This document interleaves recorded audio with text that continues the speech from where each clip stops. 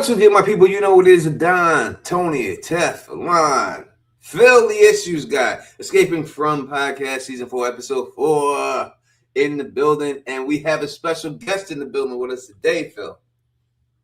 I know. It's awesome. This is a great episode, and it's great to have a guest to talk about this episode with, Tony, especially with you on vacation in parts unknown. Well, not parts unknown, in Orlando, hanging out with mices and Mises and pieces. But today we have Miscellaneous Gab. Welcome to the show, Gab. Welcome. Thank you, guys. Excited to be here. Can't wait to talk from. Yeah. So we need a female opinion. We haven't had one. People have been saying that we have been very male-centric and we're not giving the female gaze. So that is why we have you here to give us the female gaze. First, let me say thank you for agreeing and coming on. We truly appreciate having you on here. And if the people who don't know you, then maybe this is the first time that you're being introduced to them, let them know who you are. And somebody, please, one of my mods, put her link to her channel in the description so people in the chat so people can go and sign up for her channel. Yeah, awesome. Well, I'm Miscellaneous Gab. I have my own YouTube channel where I talk about the shows I'm watching, a lot of Severance videos. I recently got into From, thanks to honestly a lot of cool creators and also viewers who would not stop recommending it to me. So I binged the first 3 seasons in probably a week, and now I'm so hooked. I'm so into it. So I make longer form videos and deep dives on my YouTube channel, and I do really short reactions on Instagram and TikTok. But I love talking about books, movies, TV shows, everything. So yeah, just love to nerd out about all the things I'm watching. That is what's up. So make sure you go over there and subscribe to her channel. I would just like, and again, we had Samantha Brown come through and pop up unexpectedly in the chat last week. So let me give a shout out to Samantha Brown since it's only been a week old. But since it's only been a week, let's everybody remind what happened last week. So like if Acosta had to create her perfect man, like an avatar, the Don Tony Teflon would be it. Yes, I always remember that. I want everybody to remember that. Clear as night and day, Tony. Clear as night and day.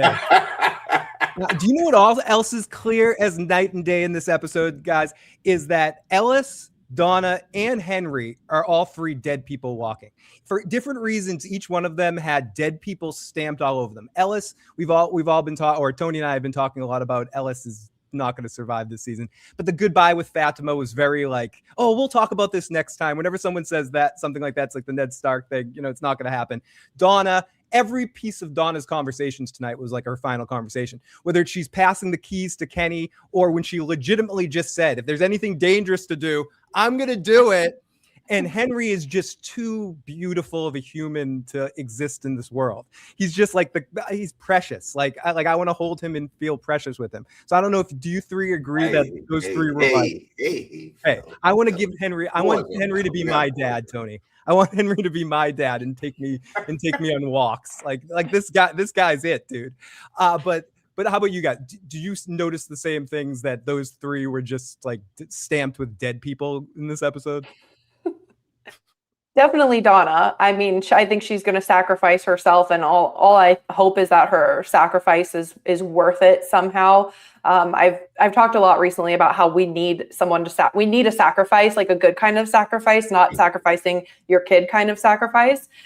In From to, I think, unlock either another level or to go deeper. I haven't thought about the Ellis thing at all, so that's an interesting take. And yeah, poor Henry, he's giving this like long lost father who wants to just play baseball with his kid and make up for all the years he was not in his life, but his kid is so damaged and traumatized that all he can hope to do is count trees with the guy. It's so wonder years.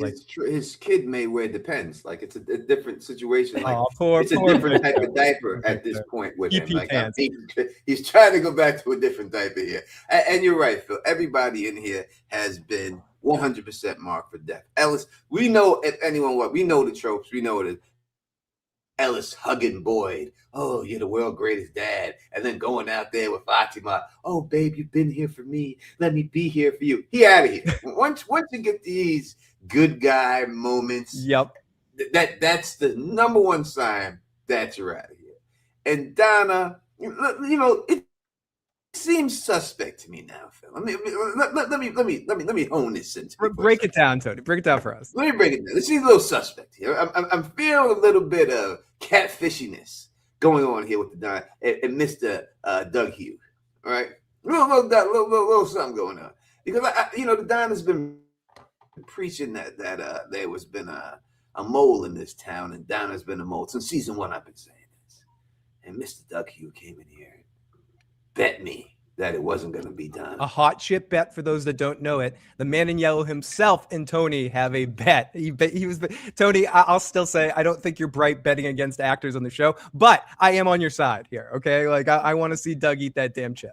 Doug's gonna eat the chip. It's gonna switch because even if Donna dies, doesn't mean she's not the mole. That's not definitive proof that she's not the mole. That wouldn't be it. It has to be something else. She's very against tripping. She was hilarious. You're gonna let this idiot take mushrooms and hang out with him and go to the Pink Floyd concert?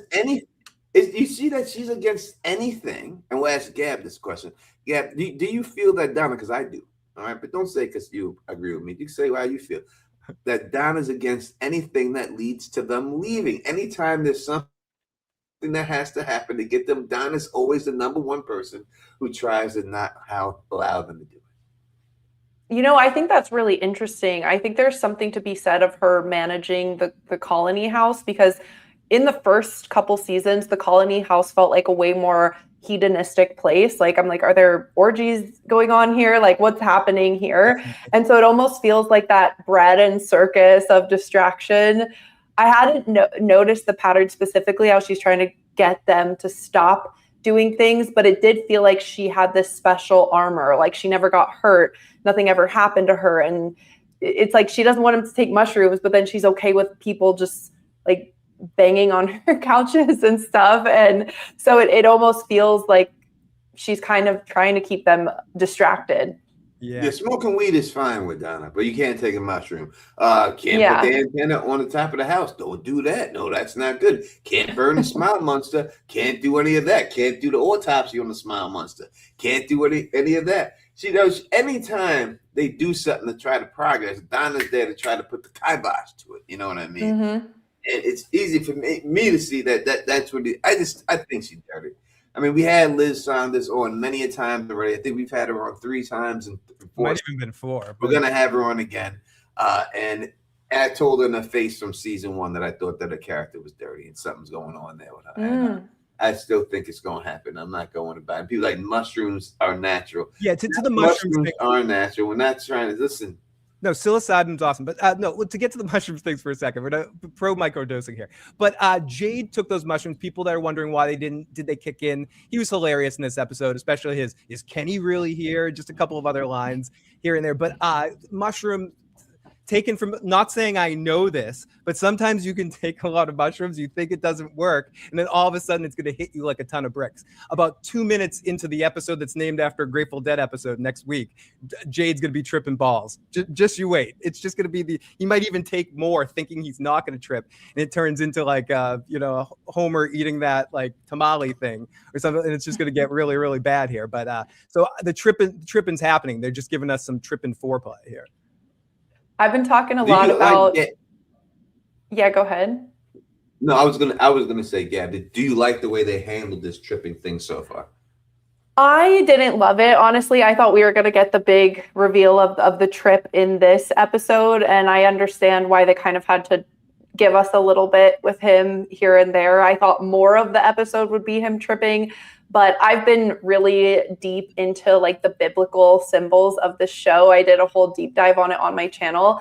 And I think that Jade is looking more and more like Moses these days. And so I'm ready for him to have his burning bush moment. Like, I want God's voice to come to him and like to deliver something big, obviously not the key to everything. So I was a little sad about that. Obviously I know it can take time to kick in, and who knows how potent those mushrooms are, but we did get like a little in and out. I'm like, okay, can we just, is he tripping? Is he not tripping? What's going on? He is literally going to lose his shit and see burning. Okay. I think you're going to get what you want in this next episode. Like, he is good. That'll be a good payoff. he ate like Yeah. 4 caps. He's just gonna like, be, oh, this shit's not working. Turn around and turn back, and the wall's gonna be on fire. So it's gonna go very quick. Yeah, I will redeem it for me. Yeah. Yeah. All right. The not working extra mushroom thing happens all the time. I'm not saying I know for experience, but I'm just saying that these things happen, and you take them and you have them, and you're like, they doing nothing. Let me take another. And then when you take that other, and then that first one hits you, then you're tripping for 12 hours straight, 13, 14 hours. Yeah, then which is it's a terrible feeling. Like it's the first 3 hours to 5 hours. It's amazing. You're laughing, you're having fun. But when you go 12 hours, you can't sleep, you can't do nothing. It turns bad. The first 15 minutes on Space Mountain's fun. If you're on that for 3 hours, it's not going to be a great time, Tony. But also getting messed up in the head to transition into, fucking with people's head. I hate to say this because I love Sarah as a character, and obviously we've got an evil fucker doing this, but the way that the man in yellow, Sophia, manipulated Sarah with that situation, the way we've got some sort of an answer about what and how is getting into her head, the way they kind of filmed that and set that up, I thought that was beautifully done. It really, you felt for Sarah, but you also... I almost was, God, the man in yellow is having so much fun. You almost want to root for him sometimes. It's awful. Gab, what did you think of the manipulation of Sarah and all of that? Well, I've never felt the need to root for Mr. Liver eating man in yellow. You're alone in that. I've never rooted for him. I hate him so much, and by transitive property, I hate Sophia.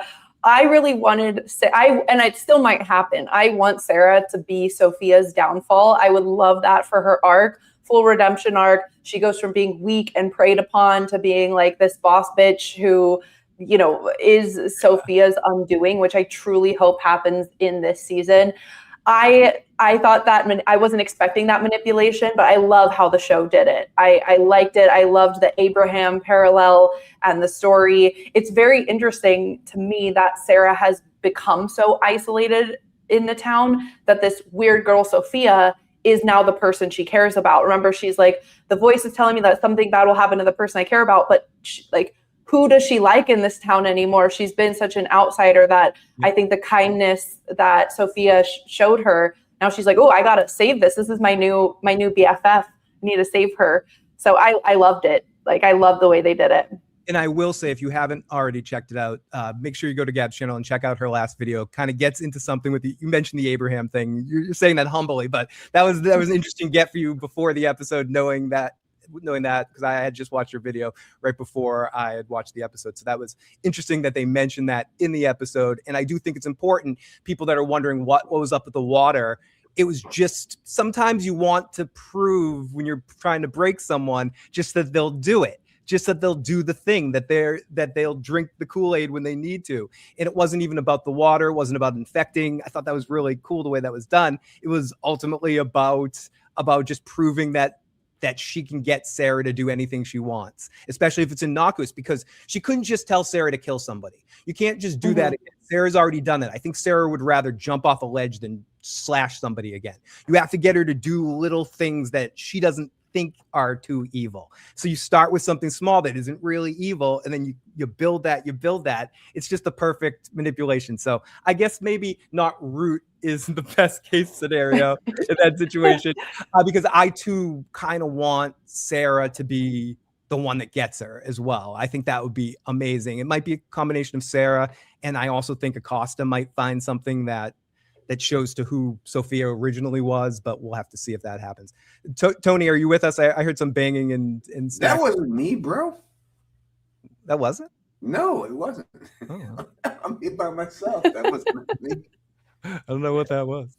That was not me, bro. That was maybe the man in yellow is in here. That wasn't me. I thought it was you. No. I didn't even hear. I don't even think I heard it, so I don't know what that was. I heard it. It was some like gargling and stuff. I don't know what was. Maybe we're in Amityville or something. It was something going on. All right. We got some super chats here. We got to read off real quick. Let's get to them real quick. Knick-Knack Studios. Oh, now this sends Phil a super chat and says, Tony, you connected the BIW telling Victor to bury the items, the man in yellow digging up stuff. Now we know why. The BIW told Victor for that. Bookmarks. Yep, I did connect that. And it could be a bookmark situation going on there. Chaz has also said, we think Sophia is a good actress and crazy, but Sarah is different level. I don't know what you mean by that. Like, if you say different level of actor than her, then I wouldn't say go that far. I think this woman who plays Sophia is an amazing actress. I don't think that anyone can say that there's a different level. Anyone above her. I don't think anyone's above her on this show. I mean, unless you want to talk about, Harold or someone like that. But besides that, I think she holds her own with everybody. I don't think anyone outshines her when she's in the scene. And actually, I think she steals almost every scene that she's in right now that we see her. Like, I think she's the focus on all the scenes. Just the little things that she does. When you see her switch from, pretending to be Sophia and then turn into the man in yellow and pretending right back and everything. The switch is so natural and so done perfect. The timing is perfect on it and everything that it's just chef's kiss to everything she's done. Thank you. We got what is that? Vernclaw says is non-crow broken wing and Sophia's broken arm a connection.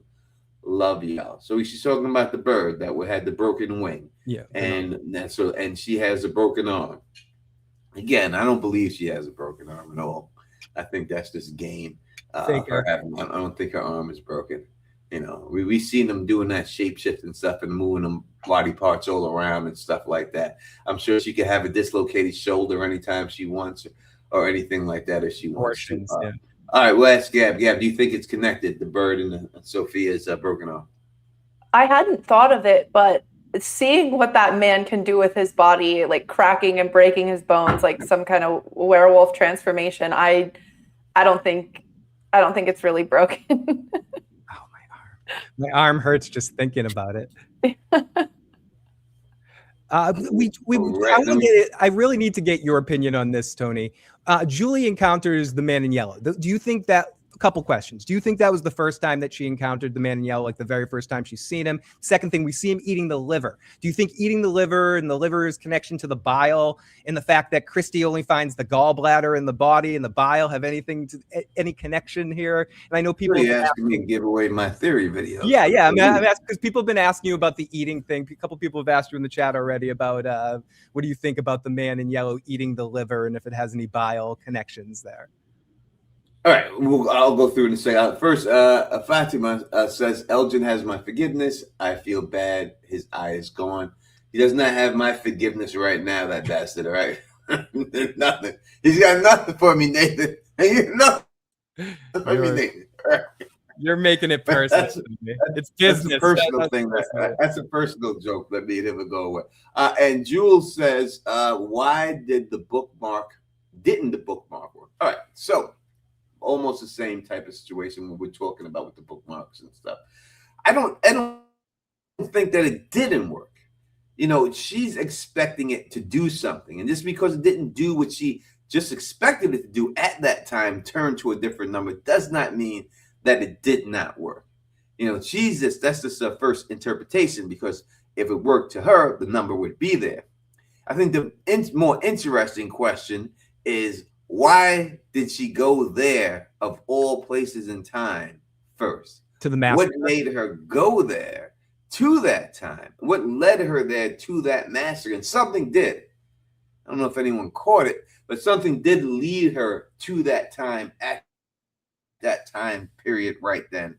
But I think that's the more interesting question. And as for it not working, I have no proof that it didn't work. She says it. She's looking for something. Doesn't mean that she's looking for the right thing, and she's a little bit off on it in the end and stuff when it's all said and done. You know what I mean? That's the way I look at it when dealing with the bookmark and everything. All right. As for the liver stuff that you talk about, in the bile, liver crap, and I think it's obvious now that we could say that the monsters are there to collect organs for this guy to eat, and they're just feeding his ass, and that's the reason why they're out there, and they're going and ripping people open and grabbing the body. We wonder what it was going down. I thought it was going to be to experiment. They were taking body parts back to scientists that they were experimenting on and figuring out with the test. It's obvious that just ripping out whatever they're ripping out, and then they're handing it to him and then meeting him and dropping it off and giving this man some like food. DoorDash for body parts for this dude. Yes, they're the DoorDashers for him. I mean, that's all it could be. That's all. Because we know they're not eating him. We're not eating him. I still, and I like the way, I will say, I like the way they had him eating it, right?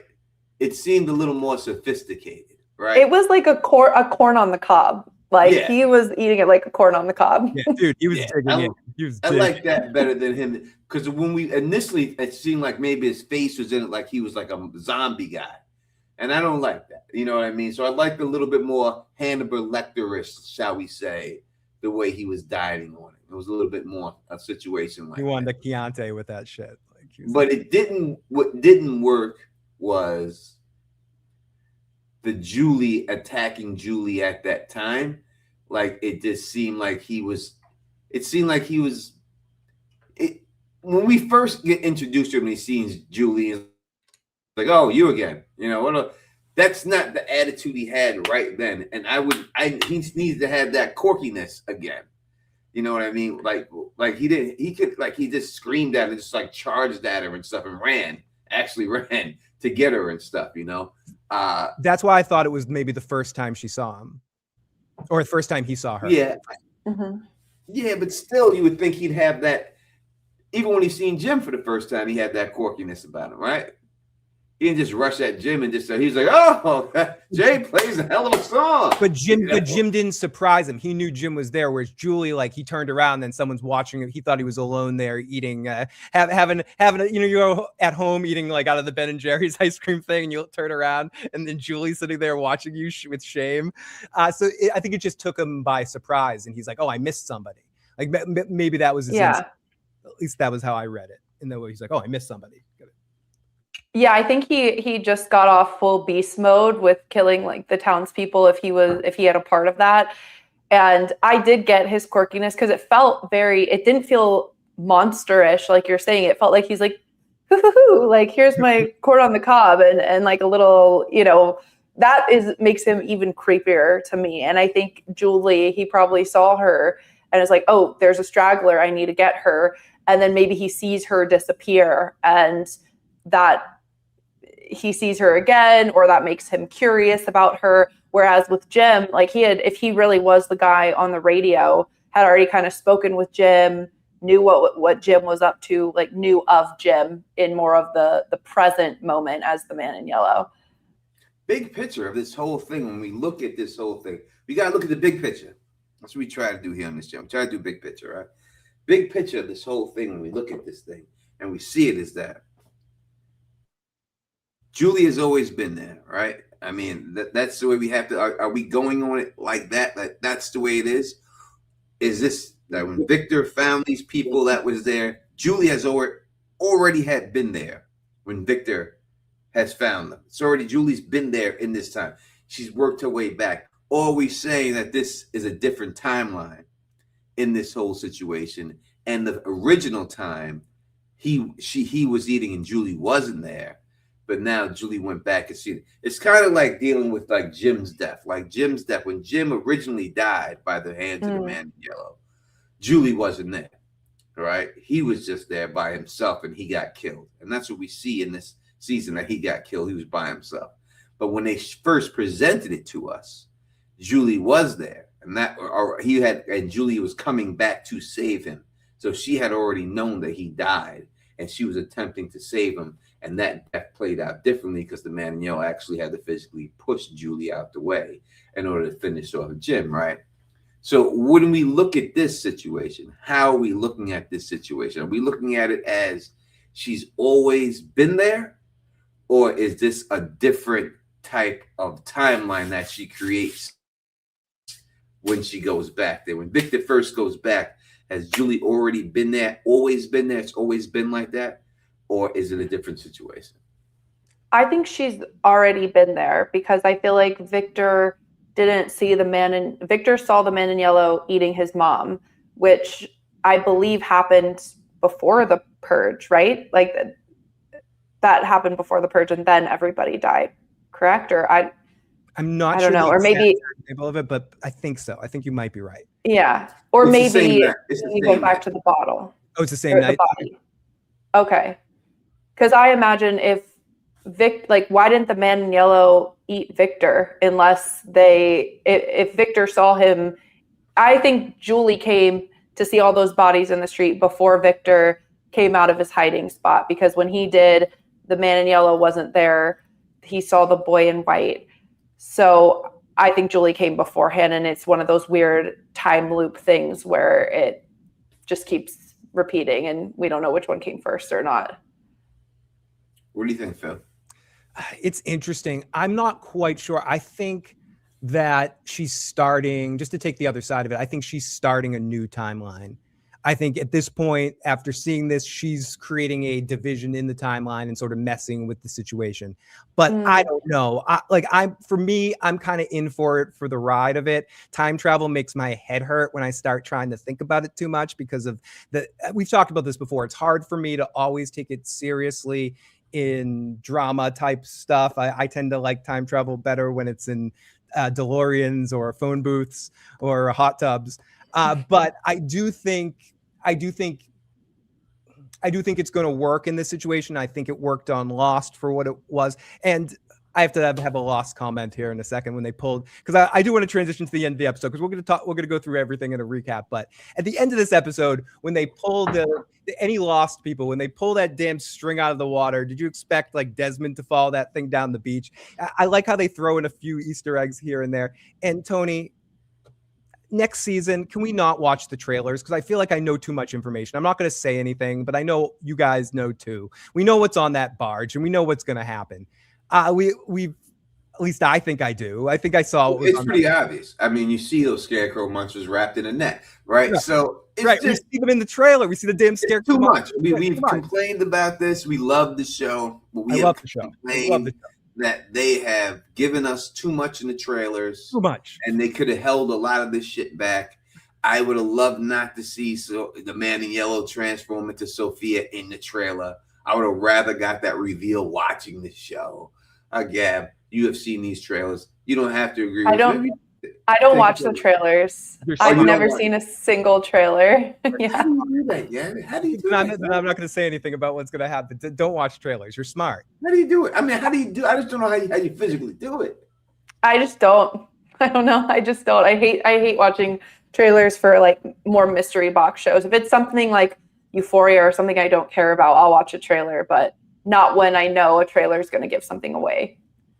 But it looked like a net of some sort. I don't really care if you guys want to talk about it if you saw it in the trailer. No, we won't say what happens, but there's something in that net that you see in a future trailer that you actually see what's going to happen with that. And they show it very clearly in the trailers, and to a point that it's something that's been talked about almost ad nauseum in circles about like, what's that thing? What's that thing? And you can see it pop up at the end. So it's just like you're that like Leonardo DiCaprio meme where you're pointing at the screen like I know what that is. Oh, there it is. You know? Oh yeah. And I think that just should have been a complete surprise. And I think that's just not something I needed to include in the trailer. But whatever. I'm being a douche. I love this show, and there's going to be so much of the second half of the season that isn't disclosed in the trailers. I'm just like you.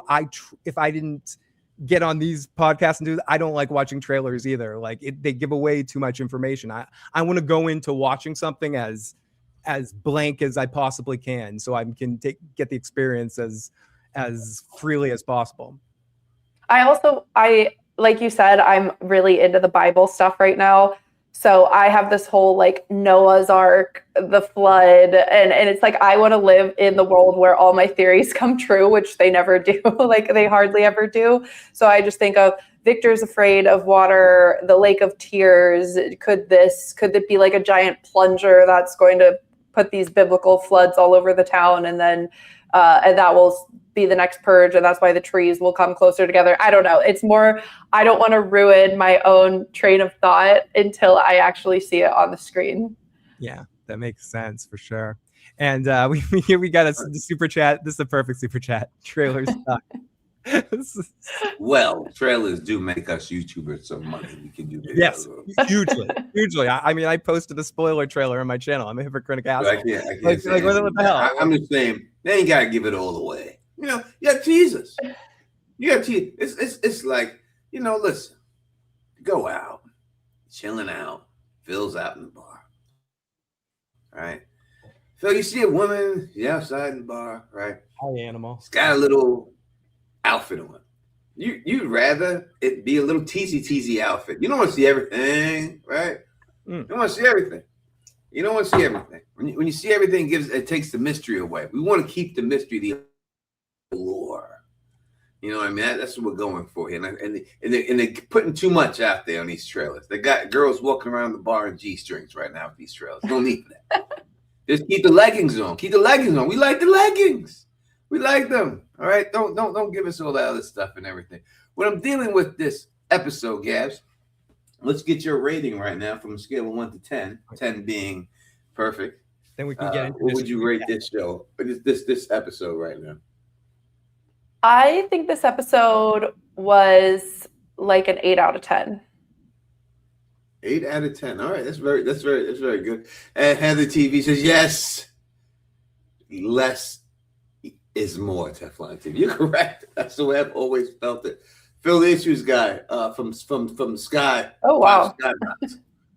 From the Skybox. What would you rate this episode? I was checking out my bald spot. I would say this is one of the better episodes of the season. I still think I like the premiere a little bit better, but this is really good. This is the stuff that I wanted, stuff to actually happen. We got someone said it in the live chat. We had a couple of lost music drops in this episode too, which I really do appreciate. Characters were talking. In fact, when we get into our recap, the first scene we have is a bunch of characters talking. Granted, there's some other talking that could have happened to avoid situations. I would say this is about like a 7.5 and 8, like somewhere in between the two of those for sure. We got Jewel of the Nile 7 saying it's a 6 for me. I've seen a lot of 6s for this episode, and I understand why. And I think that it's the expectations. That if you go into this episode with different expectations rather than none, I think that it's going to be lower for you. When you go into the episode and you read the synopsis and you see myths and monsters, and you hear that title coming off of last episode, which we won't define it as a filler episode, but an exploratory episode where they didn't give us a lot of action. And then you hear the next episode of myths and monsters, like we're going to get to the bottom of something. I think if that's what you went into it with, then you're going to rank this low because, in all honesty, you didn't get a lot. Right? You didn't get it. You got the story channel. You got the guy looking at him. He's eating the thing. He jumps at Julie. That's basically it. We didn't get anything anywhere else. We got some good acting though in this episode. But if you're going in there looking for that, and I think we get that next episode, but we thought we were going to get this episode, and I think that's why people rank it low. As somebody who I thought this episode was going to be a lot more stuff going on, but I don't look for it to be that. I'm going to give this episode a 7.5. I'm going to say it's a 7.5. It's a solid episode. It's not the greatest episode of all time. It's not an episode that I said, if someone said, hey, I need to watch one episode of From, which is going to be, this is not going to be that. I'm not going to recommend this episode. It wouldn't be it. I represent the first episode of the season. Yeah. I would say that one, watch that one, 100%. This episode, I wouldn't do that. I still think it was solid. And there was no Acosta in it. And for the fact that there was no Acosta in it, it was terrible to me. Oh, that's why I lost a half a point just for that. As for no, Phil, wait. I'm sorry. Because there was no Acosta in the episode, people want the lady. I had to give her some more. So, like, if Acosta had to create her perfect man, like an avatar, the Don Tony Teflon would be it. You're going to get a lot of use out of that. So how about for your MVP? And for my MVP of this episode, I'm going to go the underrated value. I think the actor that played Henry in this episode was just awesome. I mentioned it earlier. I think he's an underrated actor. He'll live and die on this series and won't get the credit that some of the bigger actors do. But I think he's killing it. Like every scene, he talking about people stealing scenes. But so I think like my underrated MVP of this episode is Henry. Gab, do you have one character that sort of will be your MVP of this particular episode? MVP, I honestly want to give some flowers to my boy Elgin. I know he wasn't in it, but I just feel so bad for the little Cyclops guy. Like, he's been tortured by two people. He's getting used by Fatima to haul dirt. Like, I feel bad for him. It's not like we got a bunch of crazy acting, but I think the way that they kind of have him there with the eye patch, he's pitiful. And it's like in every scene, I just feel so terrible for this little baby. I just want to hug him. He's going to give him a big hug and tell him it's going to be all right. Mhm. Tony, how about you? Who gets your most valuable player of the episode? Let me see. I would say the heavy lifting in this episode. I give it to Sophia every week, so I'm not gonna. I'm gonna go with Jade on this one. He was funny as fuck. He was hilarious in this episode. I'm gonna say Jade. Jade did his thing this episode. Actor played Jade. I think he did a really good job. I thought his comedic timing was on point. I thought he did a great job. Wait, is Tony Teflon really Gab? Is Tony Teflon really here right now? I'm wondering. Like that was such a great line, Tony, when he was like, "Is Kenny really here right now?" It's hilarious. And I love how Boyd is just babysitting him the whole time. Like, he needs a babysitter so he doesn't go off and do something crazy. We've all been to concerts where we have to carry our friend. And another line was one of his great lines. I forgot to say it at the beginning of the show when you asked me how I was, Tony. Was what do I want a cookie? Give me a cookie for the last time things were okay. That was another great line by him in this episode too. I'll take a cookie for the last time things were okay. So I like that pick a lot, Tony. Jade was killing it tonight. 365 people inside of this chat. Make sure you hit that thumbs up for your boys at Don Tony Teflon, Fill the Issues Guy. We are joined by the one, the only Gabs in the building, rocking with us. We have a channel. I know that's not your channel name, but I don't like to call people by their channel name. People call me Teflon TV, and I'm like, it's not my name, bro. Like, that's the channel name. People call you Don sometimes too. Hey, Don. That's okay. That's okay. They don't say the Don, but they call you Don, like your name's Donnie or something like that. Like, they do say it like my name is Donnie and stuff like that. I don't like that, but Don like Don, the Don. Hey, Don. Like that's fine. You know what I mean? Make sure we have that link in the chat, and I think we do to our channel. Thank you so much, Saggy Star, for putting in there. Everybody go over there, subscribe to this young lady's channel. She's doing excellent theories videos, and she's a big Severance fan if you're into that also. I think that's where she may have made her bones in the Severance sphere and stuff and all that. So it's very, very good. Also talked about Pluribus and Night of the Seven Kingdoms too. So if you want to check out any of those shows. I am so look at Pixie Vine TV just said she subbed. We got you one, Gabs. We got you. Thanks, one. guys. We'll get you out there. I am on the debate right now. Phil is like one of my looks like one of my thumbnails, Phil. You're my thumbnail right now. And all that. It's in the arrow pointing at you. I am so up for debate. I guess I have no choice but to cover this House of the Dragon. Because I am the oldest and on the record YouTuber that's still active that has covered Game of Thrones since it came out. So I have to do it, I think, just to keep the record going right now and everything. But we'll see. I don't know if I'm excited about this season. We'll see how it goes. Phil, we'll come back. We'll get Gray Area on, and of course, we'll bring the Diamond City Girls. I mean, I'm going to be doing it every week. You can always jump on some of my recaps too, and we'll get it popping. We'll get it popping and everything else like that. All right. Well, let's go through favorite moments of the episode. Or should we get into? Should we just get into the recap, Tony, and start going through beat for beat of this thing? Yeah. All right. We'll ask Gabs straight up what her favorite moment was, and then we'll go right into the recap because it's now just about time.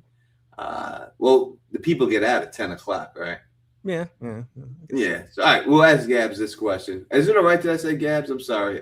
Yeah, absolutely. That's totally fine. It flows off the tongue. All right. Favorite part of this episode?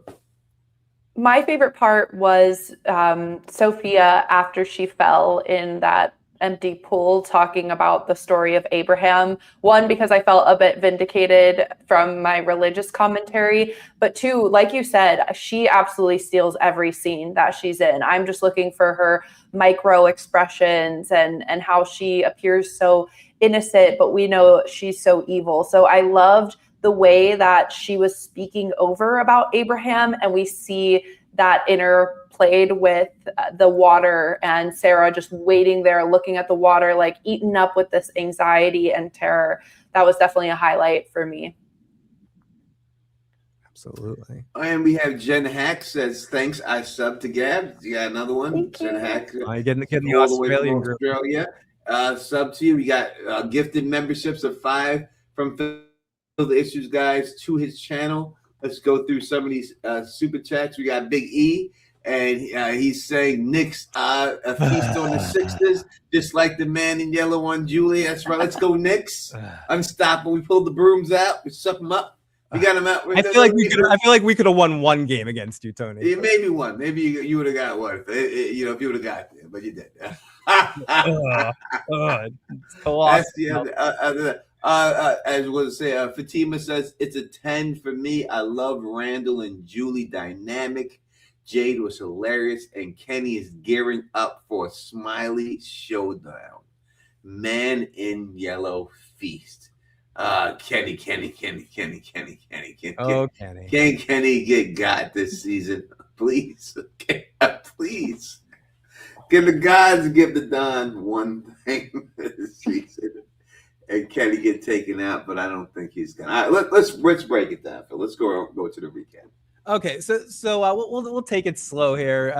We open up with the yellow clothes. Henry telling Tabitha that Donna and Ellis and Boyd about the man in yellow suit, and his wife was tripping balls and painted that dude. Asked if it's the same dude's suit, and this goes right to what you were talking about, Tony. Donna's like. Donna, just the way she even reacts to this. So not a lot of people in canary yellow suits walking around here. So did she see him? It seemed like she recognized the yellow suit a little bit more. I don't know if you picked that up a little bit. And Jade, they talk about pee pants Johnson, Victor over here, and they say he peed his pants when he saw this guy. And Ellis asks the only smart question, guys. Ellis asks the only smart question in the situation. Another reason why I think he's going to die. He asks, if the suit is here, where's the guy in the suit? Did no one else isn't that the important question? I don't like how Boyd came and Boyd was like, oh, forget about that. Maybe they're tricking us. No, Boyd, listen to your son on this one. He's actually making fucking sense, dude. I don't know about if you guys think I'm wrong on that, but Ellis is actually making logical damn sense there. But good, yes. You're always, we're only going to let you guess. So when Phil talks, you're next up. Yeah. I mean, Boyd is keeping everything so close to the chest or the vest, whatever the expression is. I mean, 5 minutes ago, he was getting pulled down into the ground by his like zombie wife hand. So I don't know why there isn't a little more share. Let's ask questions. I still hope that the way that Sophia and the man in yellow is unmasked is because of those clothes. Like maybe if they all start freaking talking to each other, Julie will have said that she saw him. They find the clothes. They ask, where's this man? They think about the mole. They can start questioning people or being a little suspicious. So yeah, Ellis doesn't give us much, but he gave us that at least. Yeah, at least he gave us that line, or at least he gave us something. Yeah, and he doesn't give much. You're correct. And then when you look at it, Donna's saying, listen, the canary yellow suit's going to stand out here. 100%. Like, you're going to see that suit. So she's on the tip saying that she hasn't seen it before. That's what she's trying to say. And other people would have seen it before. And it would have been a talk of the town if someone actually showed up wearing a canary yellow suit. Yeah. Like, that would have been something that they have seen before. So I obviously, in this cycle, if we're believing Donna, he hasn't been around for this cycle, right? Whatever the last cycle, the last wipeout that he did, I guess that would be Miranda's cycle because Donna wasn't there when Miranda and them were alive. No. But this cycle, he hasn't come. So maybe he comes once per cycle. It could be a one-time he shows up. And I think either he knows Victor has seen him and Victor is still there, or if he knows that there's like a bajillion paintings of him around that people have seen. So he knows that he would be too easily recognized. I don't I don't think he can ever appear unless everyone is dead. I wonder why he conspicuously left those yellow clothes there. Anyways, but Boyd is like, Yeah. Boyd, maybe that person's gone. Who knows? They might be out there for years. Maybe they left that things to fuck with our heads. Best thing to do is to talk to Victor. And they all offer to talk to Victor. But Henry, this is where Henry steps up. No. It's my son.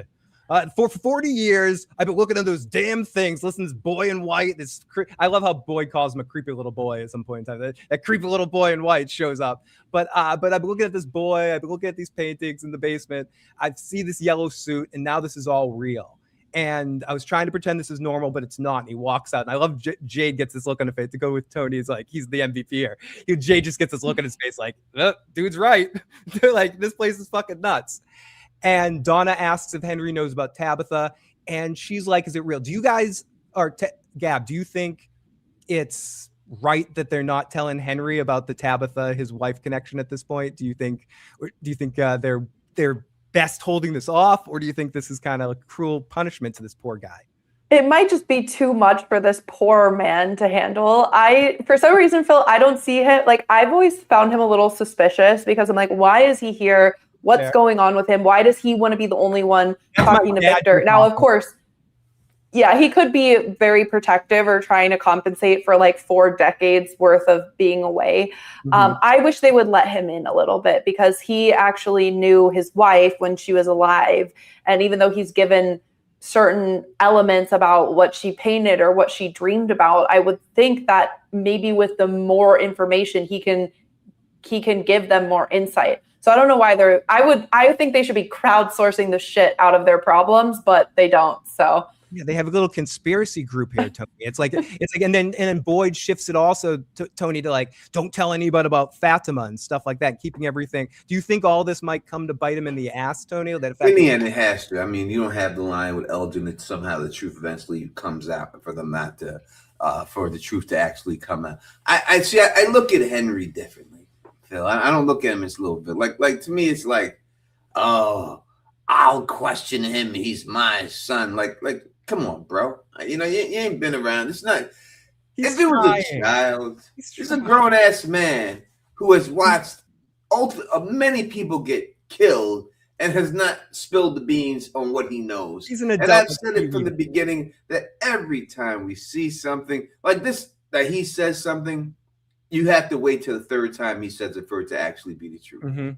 Because he always fucks up the first time. Then he gets a roundabout away the 2nd time. And then the 3rd time he remembers everything. And then all of a sudden it comes back. They need to question Victor. They don't need this to have his dad coddling him to question him.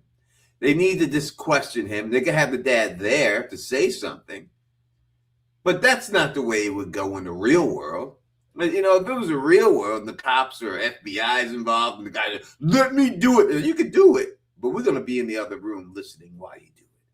And if you don't make it happen, we're going to be behind the mirror.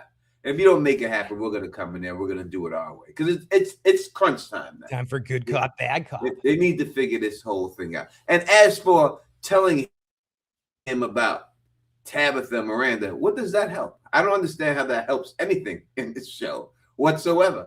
What's it going to do? You're going to tell him that this woman is his ex-wife, reincarnated? What's that going to do but make him want to be with her? And how does that help? He already does. He already does. He does. He's already so full of Tabitha. Yeah, but it doesn't help. It doesn't help. No, you know what I mean?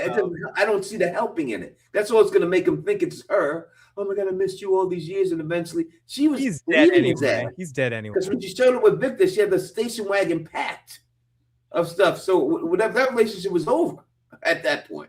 She was already gone. She took the kids and she left. And then she ran in Farmville. It was because he was already a major alcoholic and messing things up. So I just don't know what it helps that reveal, in my opinion. No, I'm with you on that one, Tony. I just I want to I feel bad for this guy for some reason. But Donna barks up. This is where Jade says, well, maybe I need to trip out and get some memories, because if Miranda knew about this yellow man and painted about him, maybe if I trip out, I'll get there and I can realize and remember what she remembered and all that sort of stuff. And Donna barks back about, you and your damn mushrooms, Jade. Boyd, are you really okay with him taking magic mushrooms he found in a haunted forest? And Boyd's no to Donna was just, again, we're talking about comedy, Tony. Harold is just so perfect with it. His no, Donna, like the way he just says that. No, Donna, I don't want him taking mushrooms. That made me literally laugh out loud. And he's like, but no, I'm not good with waking up every day with bodies, and I'm not this freak. And he calls him, this remind me of something we've been saying here, Tony, calling this little kid freaky. He's like, if this little freaky kid in white said time is running out, like if that means Jade tripping balls, I'm here for it. So I'm with him that part. You talked a little bit about this earlier, Gab. What are you hoping with Jade's trip here, with him tripping out?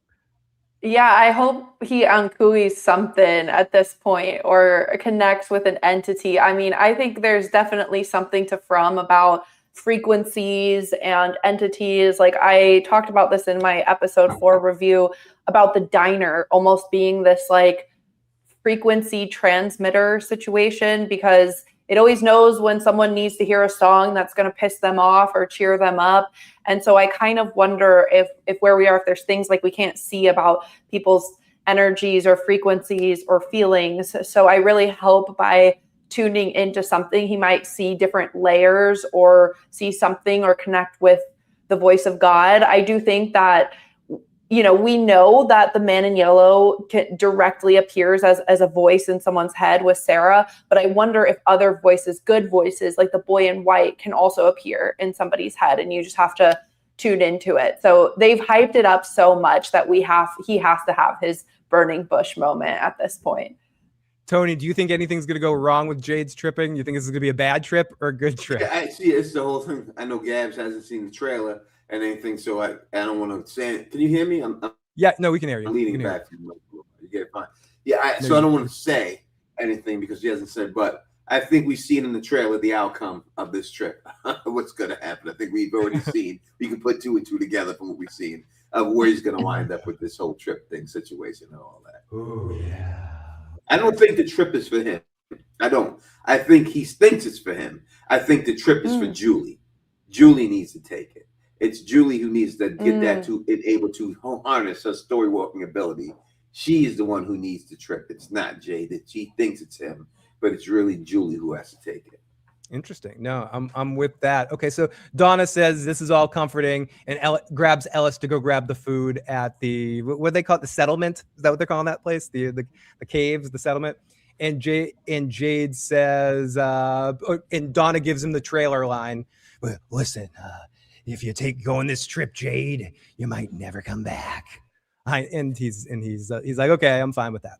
So then we get into this whole girl in yellow and Sarah situation. We get thank you for that gifted membership, and thank you for the super chat donation. I guess looks like AI. Are you a real human, Gab? Are you real or are you AI? I'm real, I promise. Okay. I'll write the date on my hand. Okay, we'll have to take her word. Looks like AI.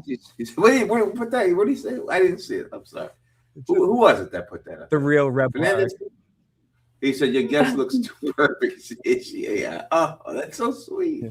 That's nice. I'll take that. Thank you. It's a compliment. It's a compliment. That's so sweet. So we go into the girl in yellow. She's in her room. Sarah comes in for a chit chat. We already kind of talked about this a little bit about why she wanted to live there. Sarah makes sure, she gives her some bullshit about only good people are touched by bad people. And I get my own room. Ha ha ha ha ha.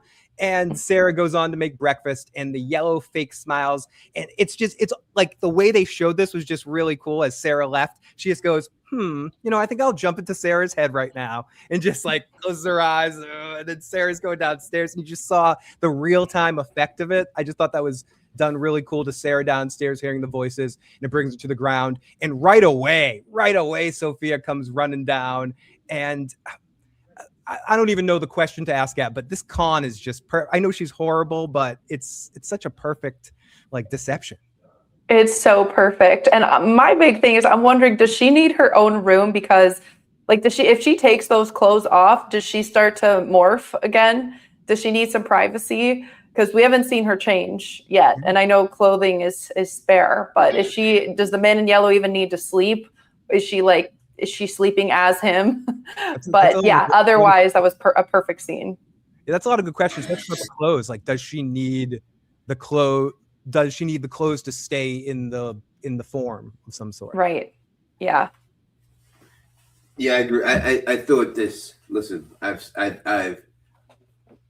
told this actress in the face how much I think of her, and I think it's just every episode just proves a little bit more of how good she actually is. Everything is perfect. But I will say that this one thing, and I'm sick of, not sick of it, but I understand why people believe this and everything else, that the man in yellow has been the person the whole time giving Sarah messages. I do not believe that whatsoever. No. I think done it, but I don't think every time it's been him. I just don't see it. She even says it. It wouldn't work. And every occasion, if you look at everything that she's been told, it doesn't work if it was only him. No, you're right. You're right, Tony. And she even says it to Boyd, I think, in season 1 when they're in the forest.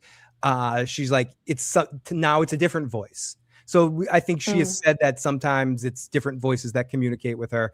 Theoretically, one of the voices might have been Abby, because that's when she says the fish and lobes line to him in the woods. I believe it's been a while since I saw season 1, but I think she calls him Mr. Fish and lobes right there. It's a female voice that's calling you stupid or saying something like that.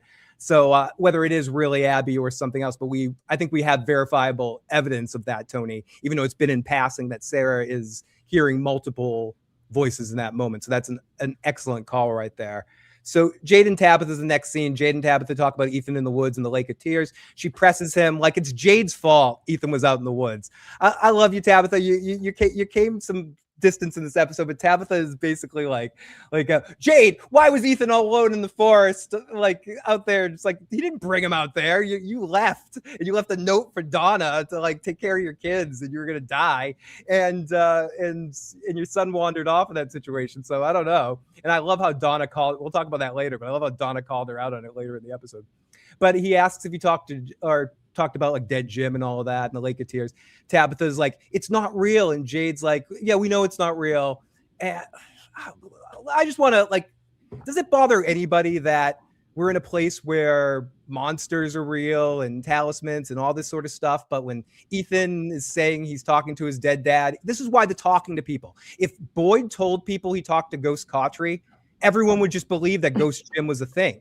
It wouldn't even be a question. Like, if people knew, like a couple people have talked to the bartender too. Like, if people actually communicated or a ghost around. Dead Tom. Yeah, Dead Tom. Dead Tom. Thank you, Tony. Dead Tom. Like, if people actually communicated that ghosts were a thing, then the Dead Jim thing wouldn't just be like, no way, this poor kid lost his dad. But no, like listen to the dude, you know, like he might be onto something. You're in this magical place. Julie says it later in the episode. We're in a place where weird, crazy shit happens. Like, we were expecting these things. It bothers me a little bit that people question these kind of things. I don't know, Gab. Am I reaching here? Like, if I don't like Tabitha. I've never liked Tabitha. Like, Tabitha pisses me off. She's like my opposite of MVP always. She bothers me. And like, in what world is it plausible that you're like a reincarnated soul for 600 years for like a child sacrifice immortality ring, but like a lake might be a real place from a story? Like, why is she so gung-ho on her own version, but then she's like, oh no, stupid kid, this is the way he's gonna grieve? So I don't know. She annoys me. I don't like how she's mean to Jade because I love Jade. I don't like her. So everything she does pisses me off. I am with that. She bothered me in this damn episode a lot. Tony, what are your thoughts on Tabitha in this situation? No, I always felt Tabitha was who she is. You know what I mean? And she's never been a likable character or someone that you could sympathize with. I love how you mean. I've never seen it. She's never treated Jim good since time Jim was there. She's just never been. She is the number one get these kids the fuck away from me, mother I've ever seen in my life. She is quick to leave those kids. She is out the door. I don't know if she's going to the bar or where she did, but she's quick as to go. Like every chance she gets, she goes, I gotta do it. I gotta go to the bar with you. I gotta get gives the kids, hey, I left a note. Don't worry about it. Everything's gonna be fine. Oh, you left a note. Everything's gonna be fine. It's so great that you believe in a note. It would have been worse if you didn't leave that note, but since you did, hey, we're gonna raise your kids for you, dude. That was amazing. That might have been my highlight of the episode. I did not like there's nothing there for me to like about it. She hasn't given me enough to make me like it. I wish she would, but it has not been portrayed that way at all to make her likable. Her most likable moments happen later in this episode. I like how she sort of, it's kind of almost the next scene, like what she does with Ethan here a little bit, and her scene with Randall. I'll kill you if you do anything to Julie. Please, no one's taking this seriously. Like, do you think Randall took that seriously? No. Do you think Randall really was scared? Randall's scared of Christy and Marielle. Randall doesn't want to fuck with Julie because of Christy and Marielle, who are. Randall don't want nothing to do with the girl. He ain't looking at her like that. He's just her buddy, and they're just hanging out, and it's fine. And I understand as a parent, you see this older guy looking at your younger daughter, and you want to confront, but you know what I'll do to you. No, I don't know what you'll do to me, Tabitha. Please tell me. Show me actually right now. I'll play patty cake with you. I'm gonna play patty. Yeah, what are you gonna do, Tabitha? You know what I mean? If it was Jim and Jim stepped to him and he wasn't scared of Jim, and he told Jim, it's not that type of party, bro. Calm down. Maybe you should be out here teaching your daughter how to drive, and I wouldn't have to. All right. America. So I didn't like that line. That's a corny line to me, as corny as Randall when he pulled out the knife and said, "Do you want to dance?" Like, that's a shitty line. Like, those are shitty lines. They can do better. Do better. So yeah, Jade takes the mushrooms and Boyd watches. Fuck. You want a cookie for the last things we're okay. So we go up to Ethan. She finally wakes up to trying to help him. Ethan's trying to reach dead Jim on a radio. It's really sad that Tabitha's parenting has led to Ethan talking on a radio, trying to talk to his dead dad. Please answer me because my mom doesn't listen to me. And he even says it later. Why'd you go to Victor, the Pee Wee Herman as an adult here? And why'd you go to Jade with this? Because you won't listen to me, Mom. Like, he calls her right out on it. And but she packs a bag and she's gonna go she brings him on a dangerous mission to the settlement because sure, let's bring him on this one. So we go to this next scene. We kind of already talked about this. Randall and Julie, we can yada Randall and Julie till we almost get to the end. They're looking for things in the books. They find something about Fred, a distant cousin of the Goolygog, and kids' books, yada yada. And then we get this whole situation that we just talked about with Tabitha being like, I'm gonna kill you if you hurt my daughter. So yeah, go Tabitha. Mother of the Year and Mother's Day award goes to Tabitha. And speaking of mothers, we get to Fatima saying goodbye to Ellis, and we get Donna and Kenny with the passing of the torch. This is step one of Donna's death mission here. Not much to talk about here, but Donna and Kenny say goodbye, and she passes the keys to Colony House. This is something I didn't see coming. I guess we can talk about this for a second. Kenny taking over Colony House. So is Kenny going to end all the smoking weed and group fun? Is that too much for little innocent Kenny? I don't know. Yeah, I mean, Kenny's a narc. Like, as soon as he saw Fatima playing with mud, he ran and told Boyd like 30 seconds later. So I think Kenny's going to be the fun police for sure. He's not going to stand for weed and frivolous things. That's because he needs to do it. Like, he needs to smoke some weed. You know, anyone who doesn't stand for weed has never smoked weed. Like, if you smoke it, you stand for it. You realize what it is. I don't smoke. You know, I have in my life for a very long time. I don't do that anymore. But I would never be against anybody doing it because I understand what it does. And I understand there's nothing wrong with it. It's a good time. It's a good time. There's nothing wrong with it. People should be. So I think Kenny needs to do something. And I think that's the problem with Kenny. But yes, 100%. Kenny dropped dime on anything. He dropped dimes, run right to Boyd and hey, Boyd, hey, you got to get up here. Why? Oh, Fatima's got some dirt in her room. Like, that's not a good enough reason, Kenny. That is a perfect thing for Kenny, who's like the lieutenant deputy, to deal with. Like, deal with it yourself. Some girl playing with dirt, like dealing with her feelings, Play-Doh is very low on the saving the town from the monsters priority list. Like, you are the second in command. Just deal with it. That's a good point. He like runs to dad instead of dealing with himself. Yeah. He's afraid. He like goes into Fatima. She's just like, "Hi, Kenny, what's up?" Just doesn't take him seriously. So he's like, "I gotta go tell," and he runs to Boyd and he tells on her. Oh my goodness. Fatima. Yeah, and as you said, Play-Doh is the perfect word for it. That's all it is. It's not like it's a big bowl of shit like she's like a dung beetle. Yep. And she rolled up a big bowl. If she did that, then we have a problem, right? Then we need to get Boyd involved. But this is just dirt. And she's got dirt with some water in it. That's nothing there to alert you that something's wrong. Like, that's nothing wrong with that. Kenny. We got a super chat donation from Fatima. She says Jade has seen dead Tom, but tells Tabitha he doesn't think Ethan saw his dad. Tells her some kids feel more comfortable living in their imagination. So look in the mirror, Jade. Great point, Fatima. And Jade has actually seen dead people there, and he's telling her, "Oh, Ethan probably didn't see dead anything." So come on. Just I don't need everything to be completely even, but in situations like that, Consistency. make it make right? sense. Exactly, Tony. Make it make sense. When you go to a restaurant that's your favorite restaurant, the number one thing you look for is that meal tastes exactly the same as you got it last time. Consistency is what makes a great restaurant, right? And that's what they're lacking here in this thing. It's no consistency. I can do this. This is good for me, but if you do it, it's something different. And that's the problem with this whole time. Absolutely. So Fatima goes to her room, who has a ton of dirt there. I see why you gave this to Elgin. I felt so bad for him in this moment. He was so cute. Fatima kicks him out. He's like, "I got you all the dirt, Fatima. Can I help you more? She's like, "Nope, I'm all set. Get out now." It's like almost, you're like, she dated him for a while, but he's done. She's moving on up. She just pushes him out of the room, and he's standing outside like, "Did I do good?" And then he walks away. I just felt so bad for him in that moment, Gab. Oh my goodness. Yeah, poor guy. Everyone uses him.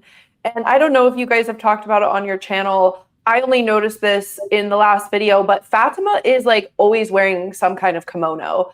And so I have this weird thought of like, is she the kimono lady? Did she like birth her own baby? That kind of thing. That's a whole other thing. But I found a similarity in how she uses Elgin because she knows he's weak. Like, Fatima killed somebody as well.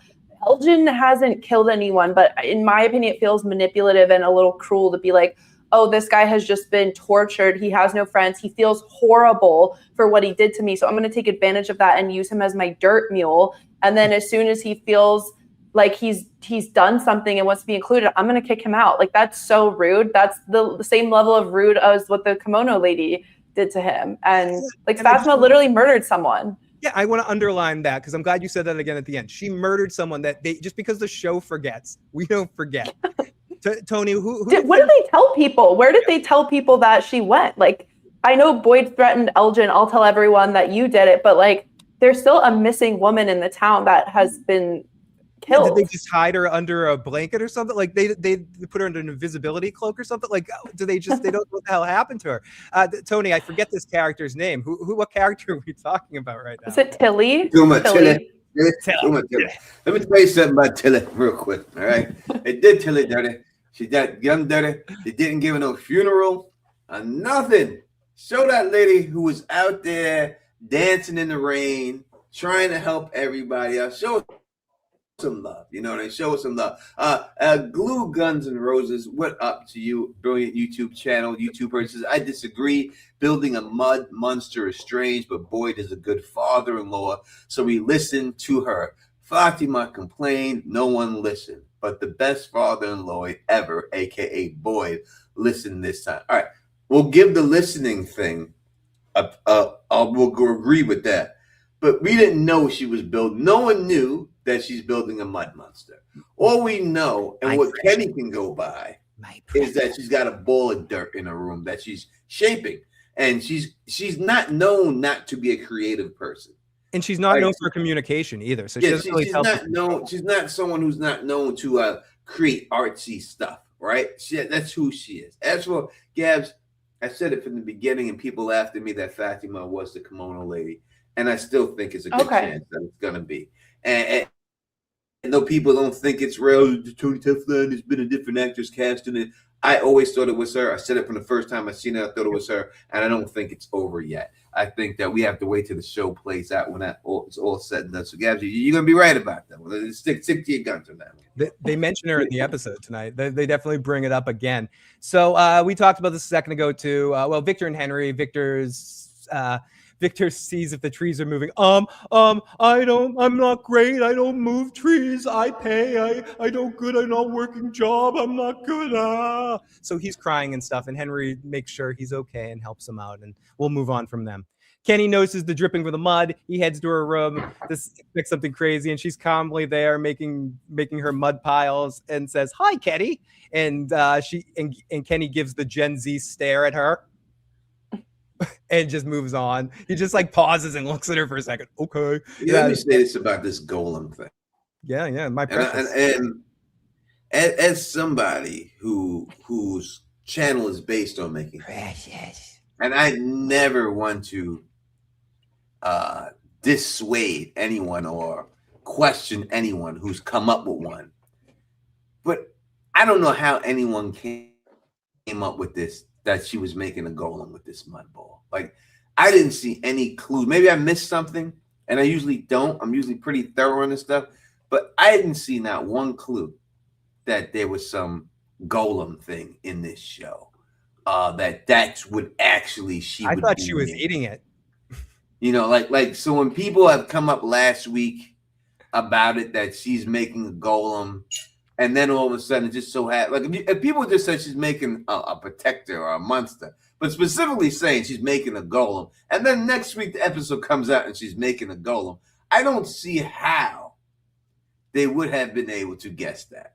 Like I don't see anything that was connected that push. I don't want to. They're a cheater. No, you can call it. They're cheating. They're liars that have watched the episodes and they're pretending to know stuff. If anyone said there's going to be a fucking golem in that next episode, if you saw it, block that person. They leaked it. Fucking spoiler, because no one knew that. You're absolutely right. There's no clues to a fucking golem in that moment. She was building that. I don't know anyone that would be able to figure that out on their own. Thank you for the super chat, JW. Appreciate it. I just don't see why they would put her to do it. And that's what it is. I don't see it. People saying her religious connection. It's like a Jewish religion, the golem, right? It's a Jewish thing. So I don't know her religious. Yeah, she would have to be Jewish, you know. And I don't think she is. So the religious. I just don't get. I gotta call suspectness. Not saying bullshit, but suspect on anyone who came out last week saying it was going to be a golem. Oh, I'm calling straight up lying sacks of shit. Yeah. That's what I'm calling out on that one. I'm talking about spoiling covered lying sacks of shit. Okay, so that let's call it for what it is. Okay, right. So I'll be the asshole here, Tony. I'll fully be the asshole. So Kenny notices the dripping situation. We go to Boyd, who's looking at a note from Abby, and we see a flashback to the Mr. Fish and Lobes line. We also see the ring, which comes into effect later. Which Tony. We'll wait to talk about this, I guess, or we can maybe talk about this now. There is a lot of stuff for multiple dimensions, multiple situations with the ring, and something can only exist in one dimension at a time. Stuff. Yep. And I was thinking about you all over this episode towards the end, and I'm sure you'll be making a video or something about it because this just gave you more fuel to that fire. So much episode. 100%. Well, before I go into it, what did you think of it, Gabs, about the ring situation with Boyd? In general, through the whole episode. Yeah, I mean, we can just talk. You can talk about the ring as a whole. Like, what do you think happened at the end? Yeah, where the ring jumped and it can't exist in the same place twice. Or yeah, you know, it's tough. I know some people have talked about the whole like, was it a successful bookmark? For me, when I was thinking about it and writing about it, I wonder if there's a temporal collapse in timelines. And that is why we see the boy in white growing up so fast and the trees moving. It almost feels like something is being squished. And we know there's probably different timelines. We know there's a connection between the past, present, and future.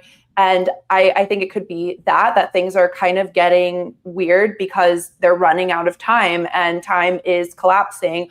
Or I think it could be a sign from Abby, because what would, she tried to grab him into the grave. she tried to issue a helping hand, and man forgot about it like 5 minutes later. And you know, how would you send a sign to your loved one if not through a band, a wedding band, a wedding ring? And we can't forget that after, like, the Matthews family has like a ghost in their house banging cabinets and doing things like that, that we have the crows. So I truly think there might be something to the dead sending signs back, either through rings, through crows. Like, they can also control things. Those are my two theories. I'm curious to hear what you guys think. I don't know. That it's confusing. I hope we get an answer soon.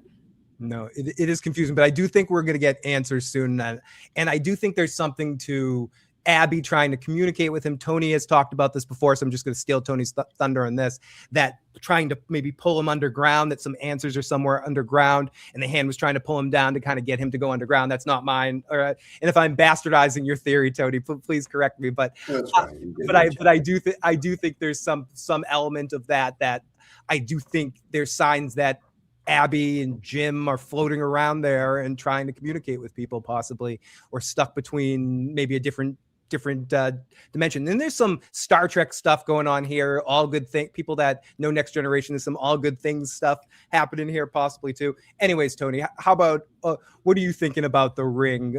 I know you might make a video, you might get into it more depth, but what are your thoughts coming out on this? It's the parallel dimension that are overlapping with each other, and the two worlds are fusing into one world. And that's what's going on here, and that's what it is. And that's why when we see people in a different parallel dimension interacting with things in the other dimension, it looks like it's a ghost that's doing it, but it's just someone who's occupying the same space at the same time. And we've seen it before. Jade brought the whole thing up. They talked about Schrodinger's cat, which is the same philosophy, that if something, while the cat is in the box, it is alive, it is dead, it is everything all at the same time, until you actually look at it and it has to make a choice. And that's what's going on here at this situation. The ring was in two places at the same time until Boyd looked at it, and then the ring had to make a choice, right? So it's the exact same thing that's happening there. So when we deal with that whole situation, that's what it is. It's two overlapping parallel dimensions creating this pocket dimension, and one of them is going to be absorbed by the other one when it's all said and done. And that's what the time that they're running out of. That's what it is. I fucking love that. And I want to say a huge thank you to Laura in the live chat for sending me this awesome Australian magnet and some candy that I will be eating on a live stream at some point on a night that I'm not sipping a little alcohol, because I won't mix the two. It'll be a nightmare to mix some chocolate and booze. But thank you so much to Laura for sending me that, and I will be very much appreciate all of everybody, but especially our Australian folks and that's why I have this magnet now, to appreciate Australia forever here during the streams. So we go to Kenny coming in. We talked a little bit about this. Kenny is tattletaling, and we get the Jade asking if Kenny's really there, which is funny as fuck. And Kenny asked to talk to Boyd and to come back to Colony House because he has to tell on what Fatima is doing. So we get Elgin and Sarah. He asks her to stay, and Sarah asks if he still sees the kimono woman. He says no. She asks if it's because he did what she asked him to do. Sarah's like, I thought the voices were done, but they're back, and they're asking me to do this weird thing. It doesn't make sense. They want me to drink water from a pitcher and pour the water back in, which I think is fucking disgusting. Don't do that. They want Sarah to give cooties. No, I'm kidding. And Sarah's like, there's always consequences to this place. She thinks it might be an infection that she passes on to people. And Elgin, being he's just so innocent. He's like, but it doesn't seem like anything's bad. If you're doing it and you're saving people's lives, because no one's going to get hurt. Because if you do it, someone's going to get hurt. Why don't you just do what the voices say? Like, can we lock Elgin? Elgin needs to be locked up. Because if he it's just water. It's water, yeah. He's gonna listen to them again, dude. He's gonna be like, oh, they're nice. This voice just wants to help me. Come on, Elgin. And yeah, I mean, Elgin is forgiving Sarah in the situation. She popped out his damn eye, and she's being okay. He's like, listen. Yeah, that's just so unrealistic. Like, it's no way. It's just not. Yeah.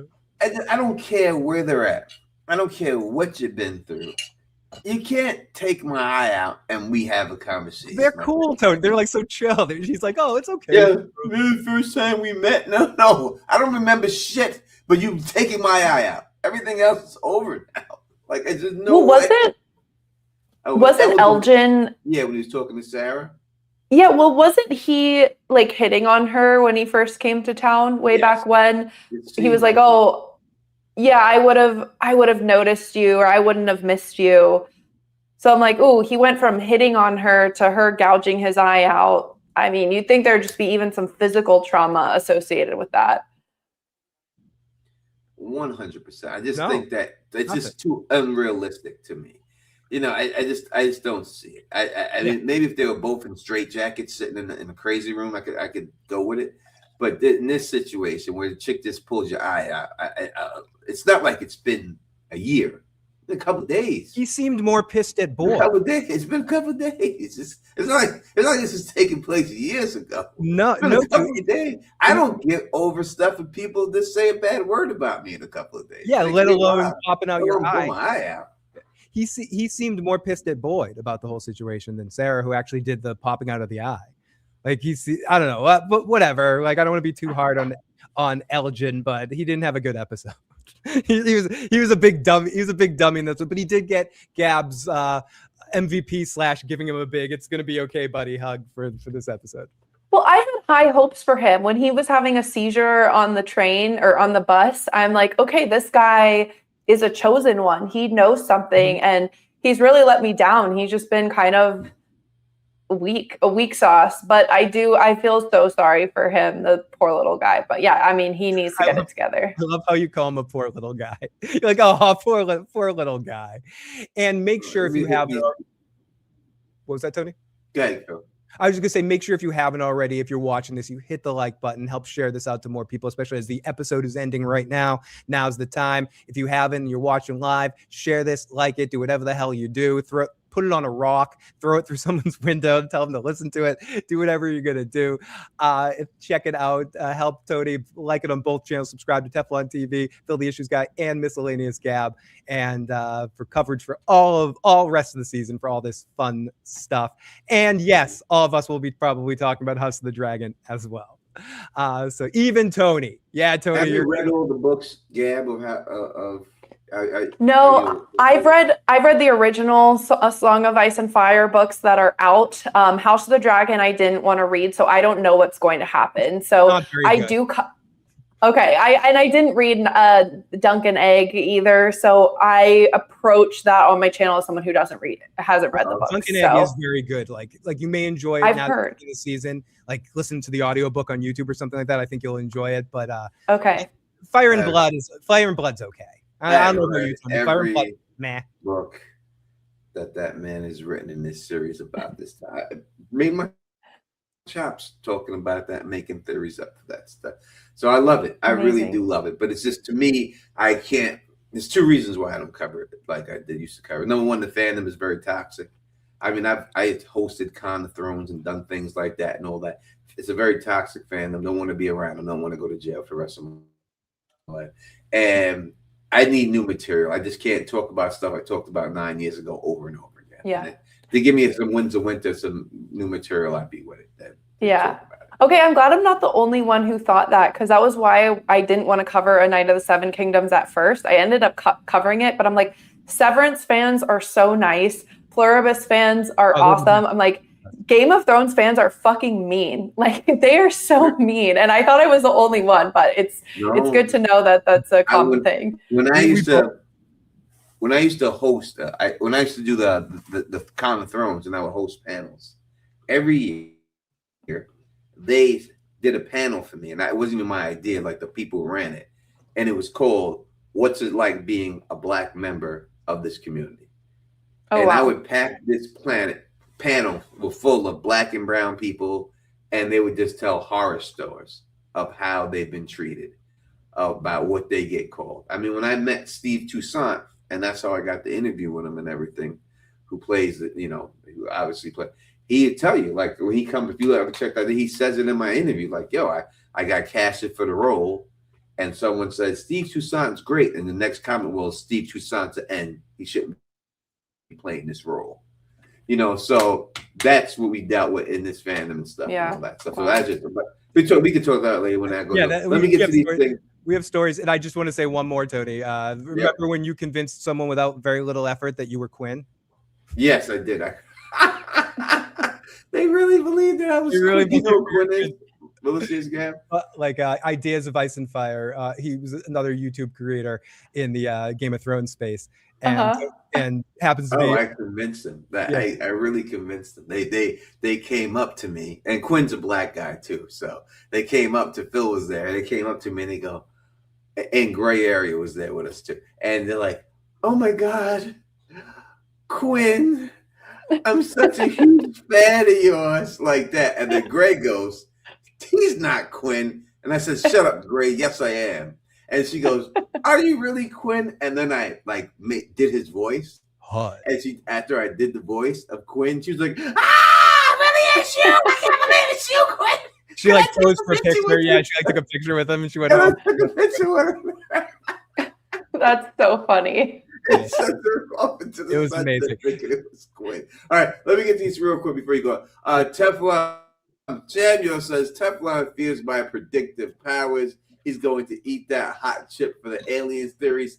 No, I'm not guaranteed I'll be right on that. You'll see in the end about that. And Jewel in the Nile says, Tony, would you let Acosta pop your eye out? All right, let's get something straight here.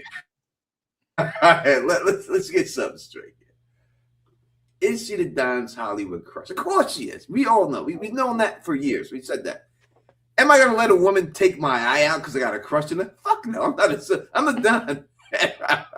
I ain't letting no one take my eye out because I think they're a nice person. You're not taking my that. eye out. You're not even taking my fingernail off. Like No. I'm not going through anything like that. The Don don't get down. Yeah, I should know I'm the Don. She's lucky she got the hat off. You know? Yeah, that was lucky for her to do that. Usually you don't get that right off the bat. I've seen your hat off twice in the 10 years I've known you. Jesus. I would never allow it. The Don is no simp, bro. I that's not the way I get down. My whole life, it's never been like that. This chick take my eye out because I think she's a nice person. No, never at all. So going to continue here with this. Back to Frub. Sorry, everybody, for the aside. Jade, Kenny, and Boyd get to Colony House. Jade stays downstairs waiting for his drugs to kick in. And Boyd goes to, he's like, sit down there, tripping guy. And Boyd goes to see Fatima. Kenny, like a little wimp, stays outside. Kenny doesn't even come in. He stays outside. He's like, Boyd, go deal with it. Go talk to Fatima. She wouldn't listen to me. And Kenny stays outside. And Boyd comes in and she's just hanging out. Tony, you didn't say Gollum, but you totally said Patrick Swayze. Now that I'm flashing with it, you said Patrick Swayze ghost thing. She's gonna be she's going to be making some sort of doing some pottery or something. You weren't far off. I wasn't. I did think she was going to be some pottery, but I never thought you didn't say Gollum, but you did. She did turn. No, I thought that Ellis was going to die, and then his ghost would come back, and she'd be making the pottery, and Ellis come behind her like Patrick Swayze. Did you ever see that movie, Ghost, Gabby?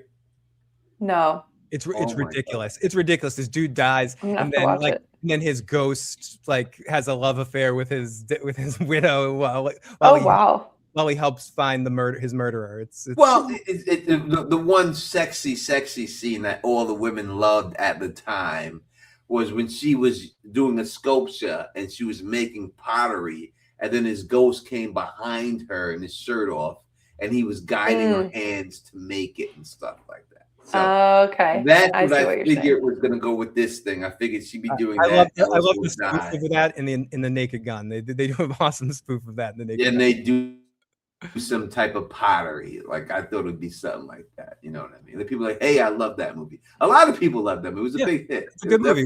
When Whoopi Goldberg steals the show, she's amazing. Yeah, it is actually a good movie. Whoopi's hilarious in that movie. She really, as corny as it sounds, it really is a good movie. Yeah, no, it's scary too at times. The way they spoiler that you see these dark ghosts that sort of grab the people in the dead and they bring them to the afterworld, and they're scary as shit. The way they film them, them in these shadows. They look like Mr. Game & Watch from Smash Brothers. Yeah, Patrick Swayze, Demi Moore, and Whoopi Goldberg. Ghost. If anyone hasn't seen, I'm gonna put it on my list. Yeah, no, it's a good one. All Swayzes are good. So anyway, so Boyd goes to see Fatima. Kenny told me you were doing some stuff, and well, that's a lot of dirt, Fatima. And she says, "I'm making a monster." And they cut away for a second. And then we go over to Julian Randall, who they talk about creating the bookmark. And I don't know how much I want to talk about the creating of the bookmark since this specific situation didn't work.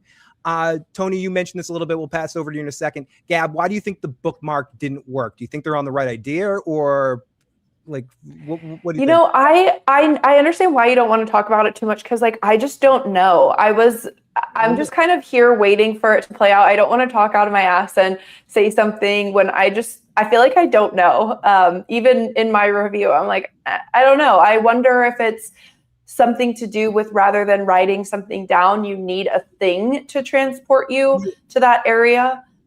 Like when Tabitha had Victor's lunchbox, I believe, when she fell out of the tower, maybe that's what allowed her to like go through the tree and all of that stuff.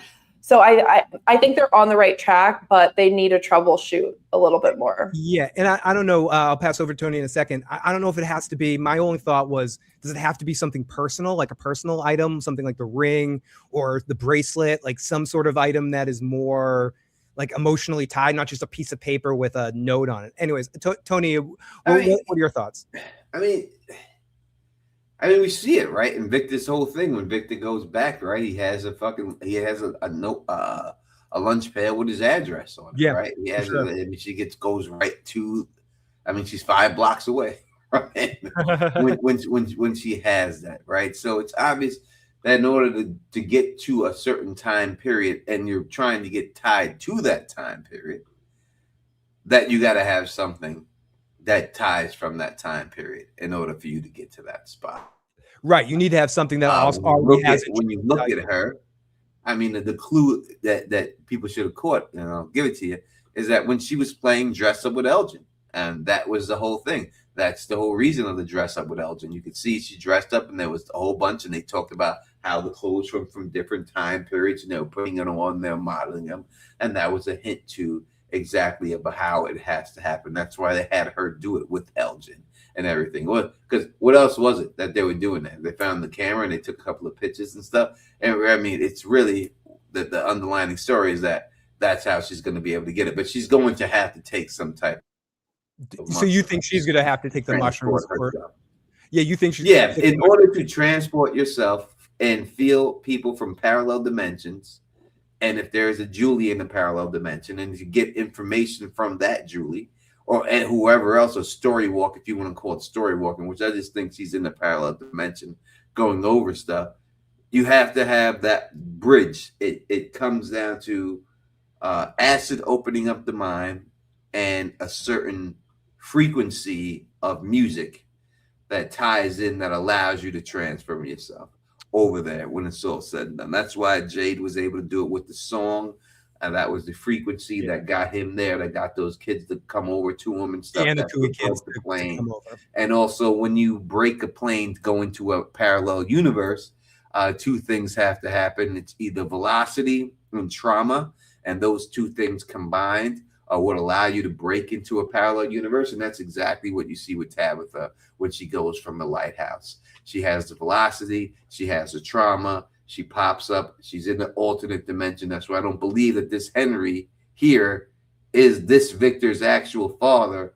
It's a Henry from a different parallel dimension, because again, you could bring up the picture. If you look at the picture on the wall of Henry, of Victor and Eloise, they're much older, significantly older in that snowball fight than we see them in the From Town. And there would be no reason for him to have that picture unless it was a different Henry. So I don't think this Henry, he's Victor's father, but he's a parallel dimension. Oh, he's a different, like in the Marvel thing. He's like, yeah, he's not. He's May, father, but he's a different Aunt May. So the one thing I do kind of think is funny, or they do the whole like Rocky Adrian, like Julie, I'm gonna do it whether you like it or not. Like, Randall, you know you're helping. Why argue with her anyway? But it's a little bit of like unnecessary foreplay. So we get to Fatima with Boyd talking about the golem. She says it looks crazy. She says she grew up in a household with a bunch of different beliefs. All roads led to the divine. Take different paths. All the stories. One story that I heard a lot was about the golem. And Boyd's like, okay. And he walks out and he says to Kenny, well, she's making a golem. And then I hope it protects us. And let's just let Fatima do her thing. And Kenny's like, okay, I'll tell everyone to stay away from Fatima. So I guess my question for both of you guys is this going to end up good or bad? Because she says she's still connected to Smiley. She can feel what Smiley feels, and he feels what she feels. And she's building this to protect them. Do you think, Gab, this thing will protect them, or is this going to be a colossal nightmare in the end? I could see it one of two ways. I do look at the like Smiley Fatima highway as like this Harry Potter Voldemort connection where they're tuning into each other's moods. When I saw the Golem originally, I kind of thought back to the talismans of, and I've said this a lot, do the talismans actually even work, or is it part of the game where Boyd thinks they work and the monsters are like, all right, we'll just hang out outside, like it's fine. So I wonder if it's going to be like a faith, a hope. We know that faith and hope are so integral as ingredients into the town, or else everyone would just off themselves. So I wonder if it will be good because she believes it. I don't, for some reason, just story-wise, I don't see it going where it becomes horrible again, because Fatima's demon baby was quite horrible and disgusting. So I feel like maybe she needs a redemption, especially if Ellis doesn't come back. But I could see either avenue happening. Sure. Tony, what do you think? Where's this Golem thing end up? Does she actually physically create a protector that works for the group here, or is this turn on them? Can't be. I mean, there's no way that works. Like, you can't just build something out of clay, then all of a sudden it comes alive and fights the monsters. Not only can't do it, it's stupid, right? I mean, we're not here. It's not that type of show. And if they go there, I mean, but yeah, they do some stop motion rock thing. Yeah, like a giant spider to me is not this type of show. Like if they pull out of somewhere a lake and a giant spider comes out of it, like it's not going to work for me. Like it's not Lord of the Rings. I don't want to see a giant spider stabbing people with its ass and wrapping them up like that. Doesn't work. People with its ass. Yeah, it don't work. It works in Lord of the Rings. I expect that, but in this show, I wouldn't expect it. Well, we wouldn't expect it to be a situation where she makes a golem and all of a sudden it comes alive and it works. Now, if you want to say that she makes a golem and it's some type of voodoo doll, and this is what brings scarecrows to life or something like that, then I could see that more than anything else. But I can't see it just all of a sudden this is what it's going to be, and all of a sudden it saves everybody in the colony house because this golem just starts knocking everybody out. This mud. No, that would be weird. I feel like it would have to be like a talisman kind of thing where it makes their situation incrementally better, but doesn't solve anything. If they do nothing with it and it's just Fatima playing with mud to get over it, I'll be pissed. Frankly, I'll be pissed. But I'm afraid that might be where it's going. But to move on from Fatima and her big pile of mud to my favorite scene in the episode is Donna calling out Tabitha. Tabitha's like, Donna comes up to her and goes, Tabitha, what the hell are you doing here?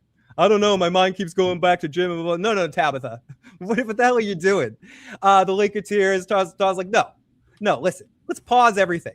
Like, everyone sit down. I'm going to have to tell this girl off. And she tells her, listen, I don't want to have to explain to your kids you died and you just went off. What are you doing? And I left a note for you. And Dawn's like, oh, it's okay. Oh, I didn't realize you left a note. That's perfectly fine. Okay, you'll be great. And this is where Donna basically signs her death warrant if we didn't think it was already. Or do we think this is too obvious? She basically says, if anyone's going to risk life, you're part of my family now. And if anyone's going to risk their life, it's going to be me. Are we clear on that? Yes and yes. So do you think this is Donna dying? Yeah, or do you think real quick. Let me I gotta address someone in the comments section real quick saying something stupid. Go ahead, Phil. Do you think? I'll take it. Oh no, I'm curious. You got me curious now. Do you think do you think Donna is, we talked about this a little bit earlier, what do you think Donna might do to put herself in danger? Because that was an awful big fortune. Looking to skyrocket your YouTube channel? You know, I feel like Donna is the mom of everyone. So I do feel like she feels like she's needed. I don't know if I totally buy the fact that she's like, oh, you guys are my family now, so I'm willing to die for you. Because I would think that over the years, like, she's needed to hold some things together. She is like Boyd is the dad and she is the mom of the town. At least that's how I see it. So I don't feel like the logical leap is there. I get what she's saying. She's like, lady, stop saying you're going to leave your kids with me. Like, it's pissing me off. I do think Donna will go, but I don't necessarily know how much I love that. Do you think she'll make it through the rest of the season? I don't think so. I think someone needs to die soon. Like, it's about time that someone important dies. And I think it could be her, it could be Ellis, or it could be both. The stakes have to get a little higher. Tony, I'm going to frame this a little differently to you. Does anything in this episode increase or decrease your belief of Donna being a mole? I don't think anything decreases it, but I do think Donna's going to die when it's all said and done. I don't see her making out. Again, we talked about this a little bit before and everything else like that. You know what I mean? What up to Think Story jumping in the chat, hanging out with us. Appreciate you, brother. I think that she's out of here. I think Ellis is out of here. We need to have at least 3 major deaths this season. What do you think, Gabby? At least 3 to make it a good season? 3 people have to go? And I'm not talking about Clara. All right, that people want to bring up. No, I'm really major people here. I think at least 2, right? Because I feel like even though Jim died at the end of season 3, his death felt like it was part of season 4. Because I was like, I won't believe it until I see a body. So I think 2 more need to happen to make a total of 3 if Jim kind of counts as 3. But I do agree, some people need to start dying. Yeah, I guess a good Klingon funeral has to have at least 2 or 3 bodies. And I think they need to be people we care about. And I think it's Ellis and Donna. And I also think Henry's gone because Victor needs to be struck down. Victor's going to become somewhat useful by the end of all this. And they're going to have to take Henry out to Henry's going to step up. And I know people, I'm on a ledge thinking Henry's a good guy, but I think Henry's going to step up to protect Victor in the wrong situation and get killed. Yeah, and I actually think you like Jim more now that he's dead, because a lot of people, including myself, like sometimes I got annoyed with Jim when he was alive, but now that he's dead, I'm like, oh man, I miss that guy. I think that with Donna, they're trying to set her up to become more likable by the end of her arc and her story, because she can be a little, she's like, what's her arc though? Yeah, I guess that's true. She really hasn't arced much at all. This might be her arc, starting. She does the mole more is than the she has arc. an arc. It has to be the arc. The mole has to be the arc. She hasn't had a storyline. Like if we look at everybody in this show, we can say a definitive storyline for that person involving that person, right? But if we look at Donna, who is a main character in the show, there's not one storyline that we could say is a storyline for her, right? What storyline was hers specifically? It really isn't any. Anyone else? Elgin has one. Anyone. Bata has one. Bata goes in there. She opens the diner. Good storyline. She got one. It doesn't matter. But no one can name a storyline for Donna. And I think that Randall thought that she was a mole, and they made them convince you that Randall was crazy. But I think in the end, Randall was right. He was right on the whole time. And I think that's what it's going to be. And that's her storyline. I think either way, it definitely comes to head at the end of this season. So Ethan finds the bird, the non-crow, that needs to be brought with. He's got the broken wing. Ethan says it's a sign. If we find the Lake of Tears, it'll fix the bird and yada, yada, yada, because the lake heals people. As we flash over to Sophia looking at the pool, and then Christy and Marielle we get a Christy and Marielle scene where they're talking about praying, kind of making fun of it a little bit, and how when Marielle's in the higher power part of rehab stuff, that she has trouble taking the higher power seriously. And right in the moment, Sarah comes in to get the water. And then Tony mentioned her a second ago. We get our first real Bacta sighting of the season. Offers Sarah a job. Says, Sarah, I don't know about that other shit, you killing people and stuff. But since I've known you, you've been pretty damn good, and I could use help working at the diner. So you want a job, Sarah? And right on cue, Sophia falls in the pool, or she was pushed. Because Sarah doesn't pour the water back in. She doesn't do it. And that is and just to complete this plan to pure genius, the person that, and Tony mentioned this earlier, the person that Sarah cared about is Sophia. It's just a great sort of combination situation. And it's just a great manipulation as she runs outside and the yellow man falls in the pool. I thought this was awesome. I don't know about you guys. I thought the scene was awesome. Yeah, such a great scene. I love how Sarah asked her to pour out the water at first because she felt accepted again. Like she's done horrible things, and then she's kind of been, I guess, ousted, kind of the reject of the town, and then was shown kindness, and she'll go wherever anyone shows her kindness. But I don't have anything else to say. I loved this scene. Yeah, I loved everything about it. Yeah, there's not much to add there in the. Yeah, I would say that Sarah's whole thing, I think this arc is not what people think it is. And I think that when you hear Sophia say it, she's not saying the truth of what she's saying. She's saying something, but it's not the truth. And when we get into it, I'll prove that it's not the truth of exactly what she's saying. And anybody in the chat, if anyone comes on here disrespecting anybody in the chat, especially anyone on the panel, I give y'all wrenches for a reason. I'm like, I want you to whack them and stuff and get them out of here.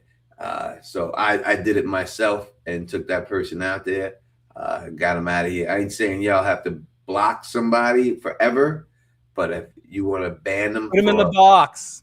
Put them in the box for 24 hours so they can't comment again.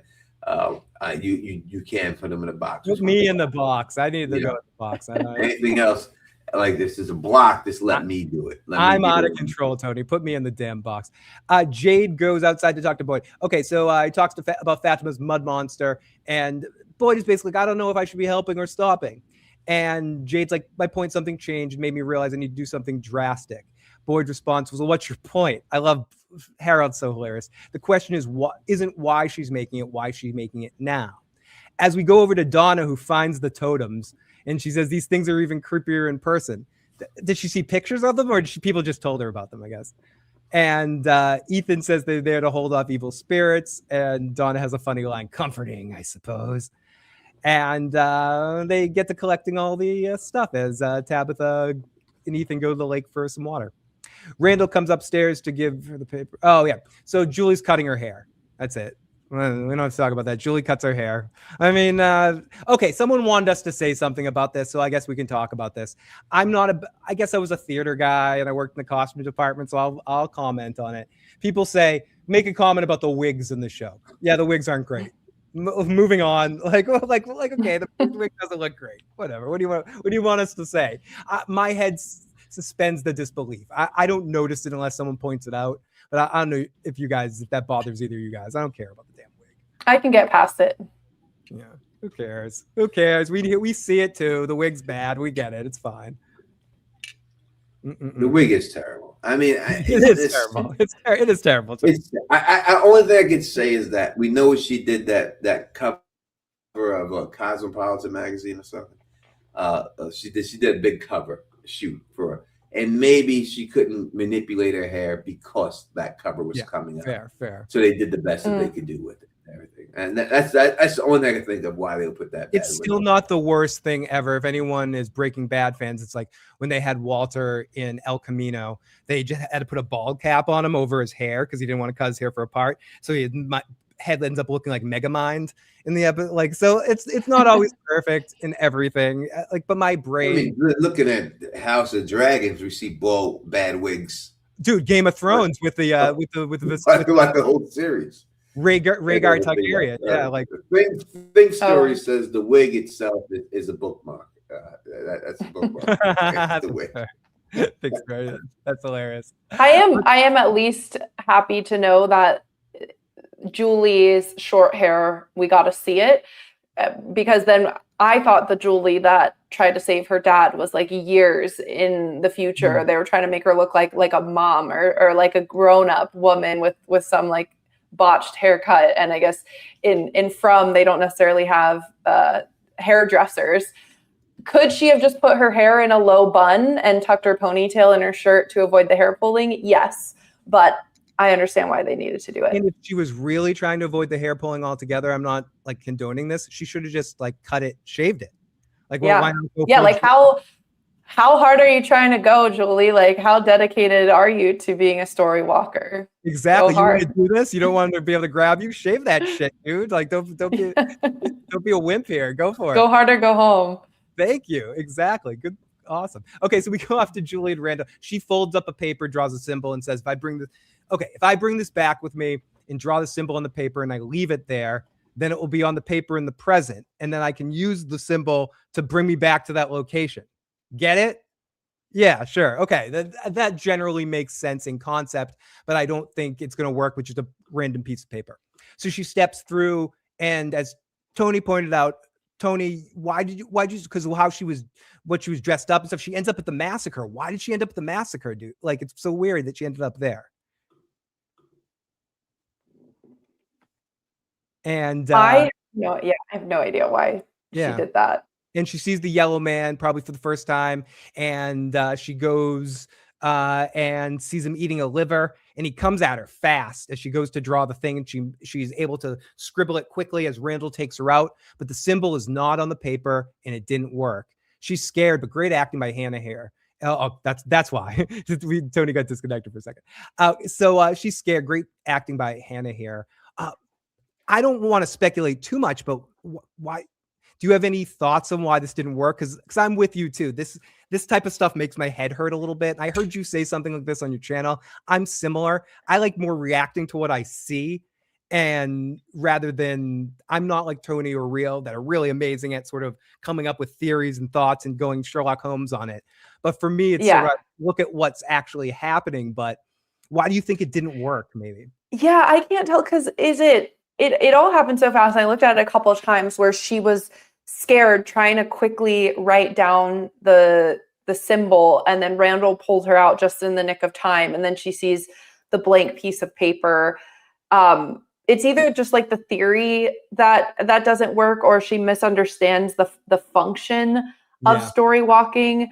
I wonder if some of the good forces in From, like the boy in white, they can still direct traffic a little bit to where people go, like when they go through the trees, where they actually end up, or if it's all bad, or if it's all random. So either it's just all random and none of this makes sense, or she doesn't fully understand it yet. But that's all I got. I wish I had something better, honestly. No, I don't even have that. I mean, I think it is interesting that Randall mentions, because she talks about maybe random artists or writers got tapped into this place. Like her mom got tapped into this place at some point in time, like had dreams of this place. And that's how they were haunted or came up with certain stories. But I don't think it's as simple as this particular book. She's like, well, Ethan had this book, so this book has to be the answers. I think they're close, but there's some variations of it. I think Tony's right that maybe she needs to be tripping under the influence to sort of tap into her unconscious mind. And I also think I go back to the show Heroes, where there's this guy, Hiro Nakamura, that could sort of like leap into time, and he kept losing control of it. He really had to work and concentrate his mind to be able to focus the areas he was going in all those different points. So I think Julie also needs to get better at this. This is a new ability, and she doesn't seem to have a lot of control over what's going on in the moment. And I wonder, just the last thing on that is, she's looking at a bookmark as like placing something there. But what if the bookmark is actually taking something out, collecting something, taking something from the scene, whether it's like somebody's shoe or a ring or something like that. And that is what can provide that indication and anchor, because the mementos thing is huge. Objects, even if they seem random. So I wonder if that's ultimately what she'll have to find out, or what she might try accidentally next time, is like grabbing something to market. That's interesting that you say that. In Nightmare on Elm Street 1. Spoiler alert for Nightmare on Elm Street 1, I guess. One of the ways of which they finally do beat Freddy in the end is by grabbing Nancy, the main character, has the ability to grab things in dreams, hold on to them. And when she's holding on to them, touching them, if she's holding on to them when she wakes up in her dream, she can bring the item with her. So she ends up figuring this out through Freddy's hat and eventually, I guess, big spoiler, grabbing Freddy himself and bringing him from the dream world into the real world. So perhaps it is maybe something that she needs to take from that. If she took his jacket, for instance, from that timeline, she could get back to that point. Very interesting and very possible. Tony is back connected, but we'll let him get situated. So to continue over there, she steps through, she draws. Oh, we already talked about that. She's scared. Great acting. So Victor's digging something up and Henry's getting frustrated. He gives a bag to Henry, who looks inside and finds drawings that were these drawings that Victor did, or were they they were Victor drawings, because one was Miranda being eaten. And this is a couple of interesting pieces of information. The man in yellow came in a car like everybody else. He made friends with them at first, but eventually when shit went bad, he started eating people, and Victor found him by the bottle tree eating his mother, and he shows the picture of his mother being eaten. So the man in yellow came in, whenever he came in before, he came in like Sophia. Like he came in a car and ingrained himself in the community before. It's sick. Twisted.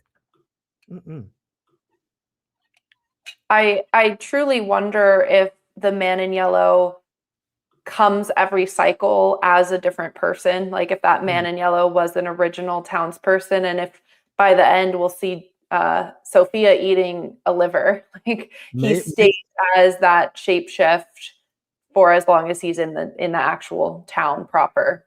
I was thinking the same thing. If we have a parallel shot at one point that is Sophia eating that, I'm not sure if I agree with everything, but the timeline of some sort. I don't want to spoil what Gab says in her video, but I do. Tony said similar things, like the cycle of everything moving around in some ways.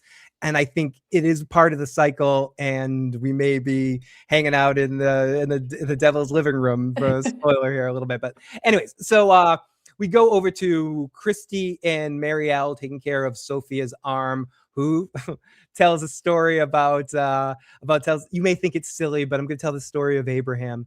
She talks about God testing him, telling him to kill his son, but the last minute telling him to kill a ram instead. Never intended to have him kill his son, just wanted to know if he would do it. Perfect manipulation. That's how you manipulate people. You get them to do little things, easy things that don't really cause harm, and you repeat that over and over again, so that when you actually do the thing that's going to cause them harm, they don't realize it because they trust you already to be able to do the thing over and over again with nothing happening. It creates a sense of almost a like Pavlovian dog dinging of a bell of like, oh, yeah, nothing's going to happen. You just keep doing the thing and feeling okay with it. It's pretty sick manipulation, Gab. It's pretty twisted. And oddly enough, Abraham's wife was called Sarah. And Sarah is the subject of this. So interesting connection. But yeah, I think that is the test that she has her, and maybe the relief, like, I don't understand if it's that Sarah's sitting there so terrified, knowing what kind of terrible things that she's done, waiting for more destruction, and the fact that she didn't, because her faith is in like an unknown God, whereas Abraham's faith was in God, and God has asked him to do the impossible. Did that increase Abraham's faith? Because he's like, hey, thanks God, like you didn't make me kill my kid or sacrifice my kid. I don't know. There's just so much. Yeah. I love her using biblical references. She did one in the last episode as well, and it's funny she didn't mention, what is it, the Lot story where he does turn the wife into dust or something like that too. I think that's that story. I'm not quite sure. I might be conflabbing sort of stories. Anyway, so let's continue. At the same time, so Sarah, and at the same time of this whole scene, Sarah is watching the water being poured out, seeing nothing bad is happening, and the look on Sarah's face is just like she just had someone stick their hand up her butt or something. She's just like, she walks out and they're like, nothing happened. What's going on? Great acting performance there. Let's go in the live chat for a second and see what people think. And we're gonna open the phone lines up when we're finished with the recap. I think Tony is getting situated, having some connection problems, so he'll be back in a moment or two. I don't think the man in yellow, Sophia, will eat Donna or Clara. Too much salt. Oh my goodness. Okay, so let's continue here. As Boyd and Kenny come to Fatima, she says, "It is strange. I know." Boyd is like, "Okay. Oh yeah, we already talked about this. We actually talked about this earlier. This is where they talk about feeling Smiley still in there. I feel bad that we haven't seen Smiley since the beginning. It would be great to have touched in with him, but do you think, I mean, we already talked about this. This is just more Gollum shit." Kenny wonders, Boyd's not the worst thing they can do. They can just give her space and let her do her thing. As we get into this next scene and we get the ring on the stairs, it's the same infinity inside the stairs. Jade looks up at him as Boyd goes, "What the fuck now?" This is the end of our episode as Boyd's freaked out. He brings the ring back to the office really quick and he puts the ring back on the table and he looks at the other ring and the ring on the table disappears. Like, what kind of shit is this? We need Carol from Pluribus to hop in there and go, "What the fuck is this bullshit?" Like, I need to blow this shit up. Like, Boyd and her would be hilarious in a scene together. But Tony talked about this a little bit. What his thought about the parallel dimensions thing. What are your thoughts here about what happened with the ring? Do you have any perspective on what happened with the ring here? Yeah, like I said earlier, I'm with you, Phil, where thinking about the timelines does hurt my head. Like, it genuinely freaks me out. I said, unless there's some sort of temporal collapsing and timelines getting flattened, I would like to hope that his wife is sending him signals from the grave. I think I saw a theory somewhere where she's actually way more important than we thought, and she was the one who needed to go there to that town. So I'm just curious more to see what happens rather than hypothesizing. I can sense and feel like, okay, we're running out of time. Time is moving too fast. The boy in white is growing up, but I don't necessarily know what that means and what the consequences are of it.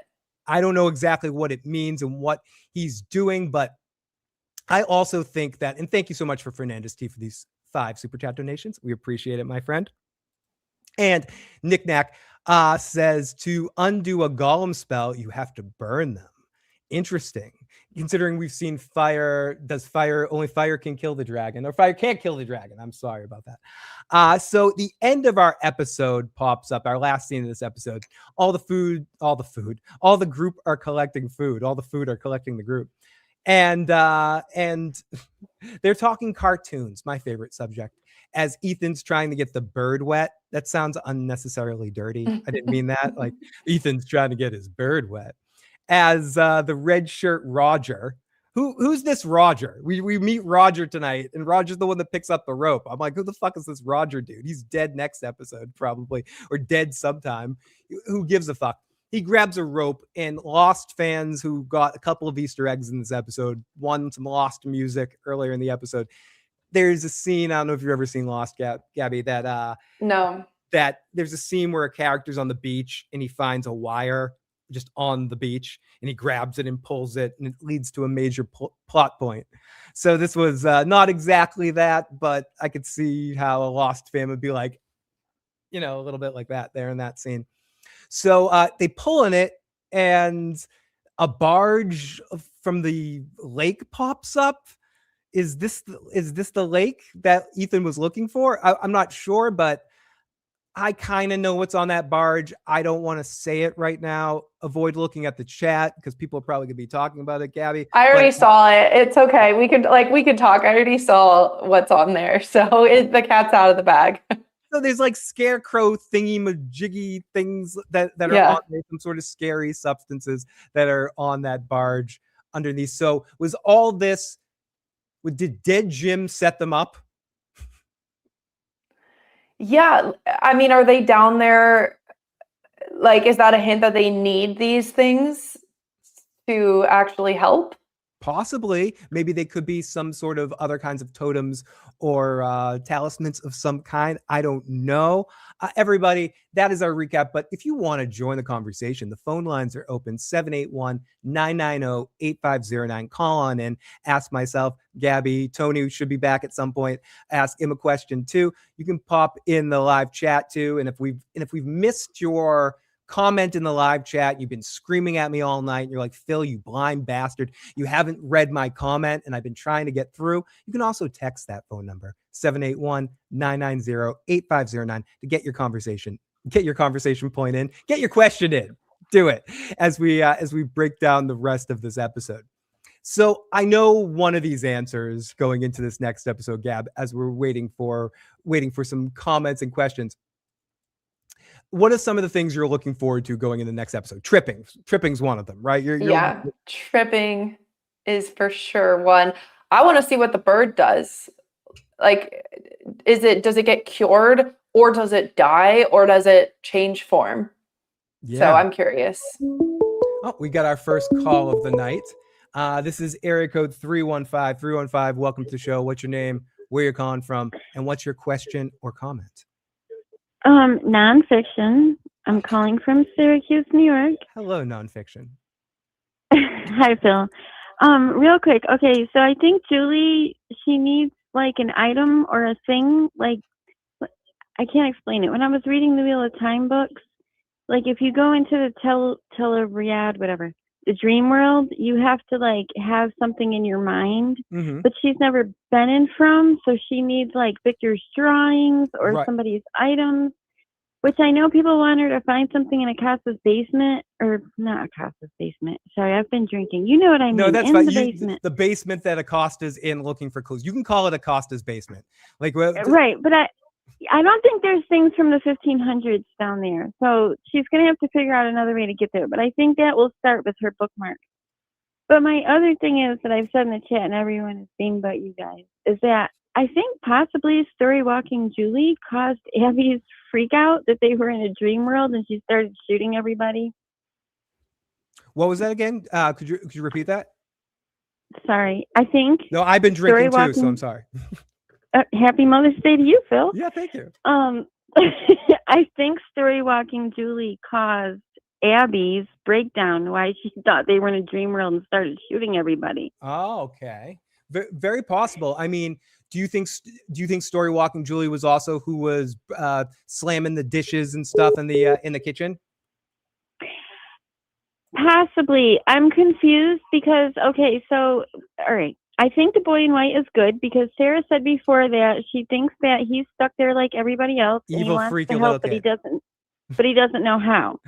But I also think how someone said that all the crows were dead people. I think that's true too. And why Katri and Jim and bartender Tom, and when Abby was sending the fish and loaves messages through Sarah, that they're all stuck there as well. So it's hard to say as far as that because there's a lot going on.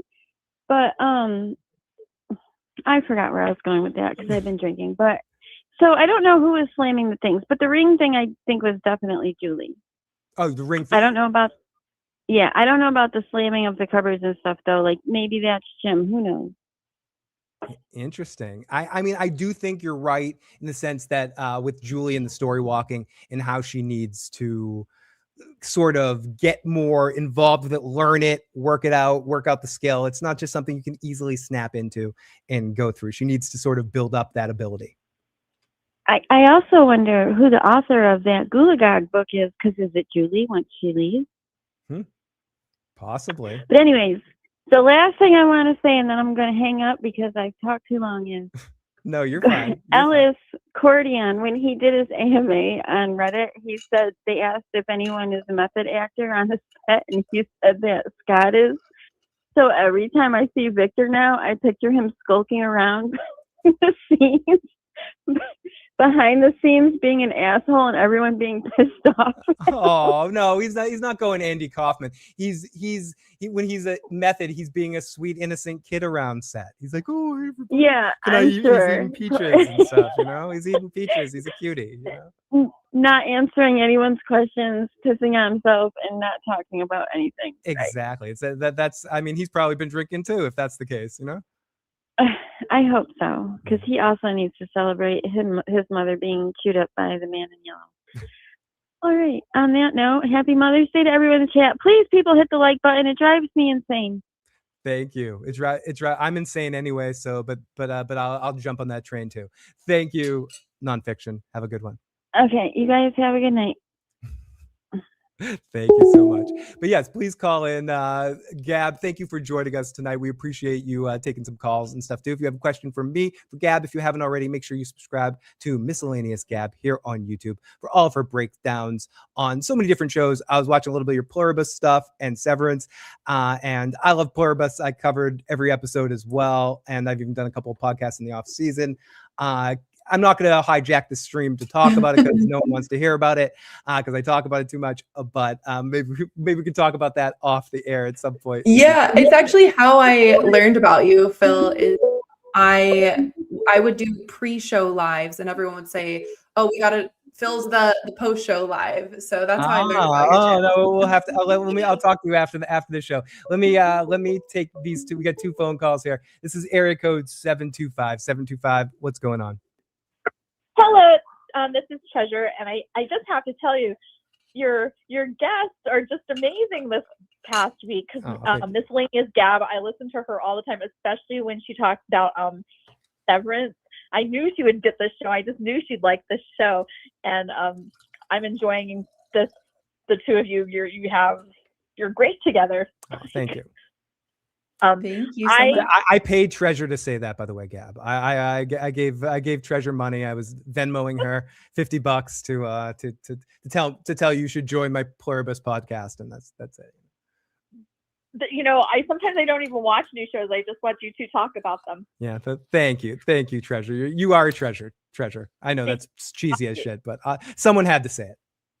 Thank you. I have to say, I thought the greatest thing that I heard so far was the creepy little kid wearing white pants. What did he say? Yeah, he said that. He said what Boyd said about the creepy little kid. He's like, yeah, if all of our some freaky little kid says time's running out here. Like, I like how he called him a freaky little kid. Gab, this is one point where I do challenge something you said there. I don't think the boy in white's good. Someone else said that too. I don't think the boy in white's good. I think he's just as selfish and twisted as every other force in there. He's just an opposing force, but he's still still selfish and evil in his way. Well, this is the question I always ask when people say the boy in white is good. Is it what has he done that's good? Like one thing. Because he's wearing white and he's cute, I think people assume he's good. But what has he actually done that's been good? What do you think, Gab? What are some of the things what are your thoughts? What's your mindset going into thinking that the boy is a helpful entity? Yeah, I mean, I never considered at first I thought when they first got to town that the boy in white looked too much like Ethan. And I was just like, he is also a monster trying to get Ethan on some shit, like some daytime shit. So it wasn't until I think season 3 or I don't know, he wasn't even really in season 3 all that much. I don't know. Actually, I'm glad you guys are challenging my thoughts of him being good, because I guess I don't even have a good reason for why he's good, but I don't really have a good reason for why he's evil either. I just think boy in white, man in yellow, angel, devil, that kind of thing. I would hate to see a little boy be so evil. Maybe the boy in white is the man in yellow. I don't know. You hear that? And what was that, Treasure?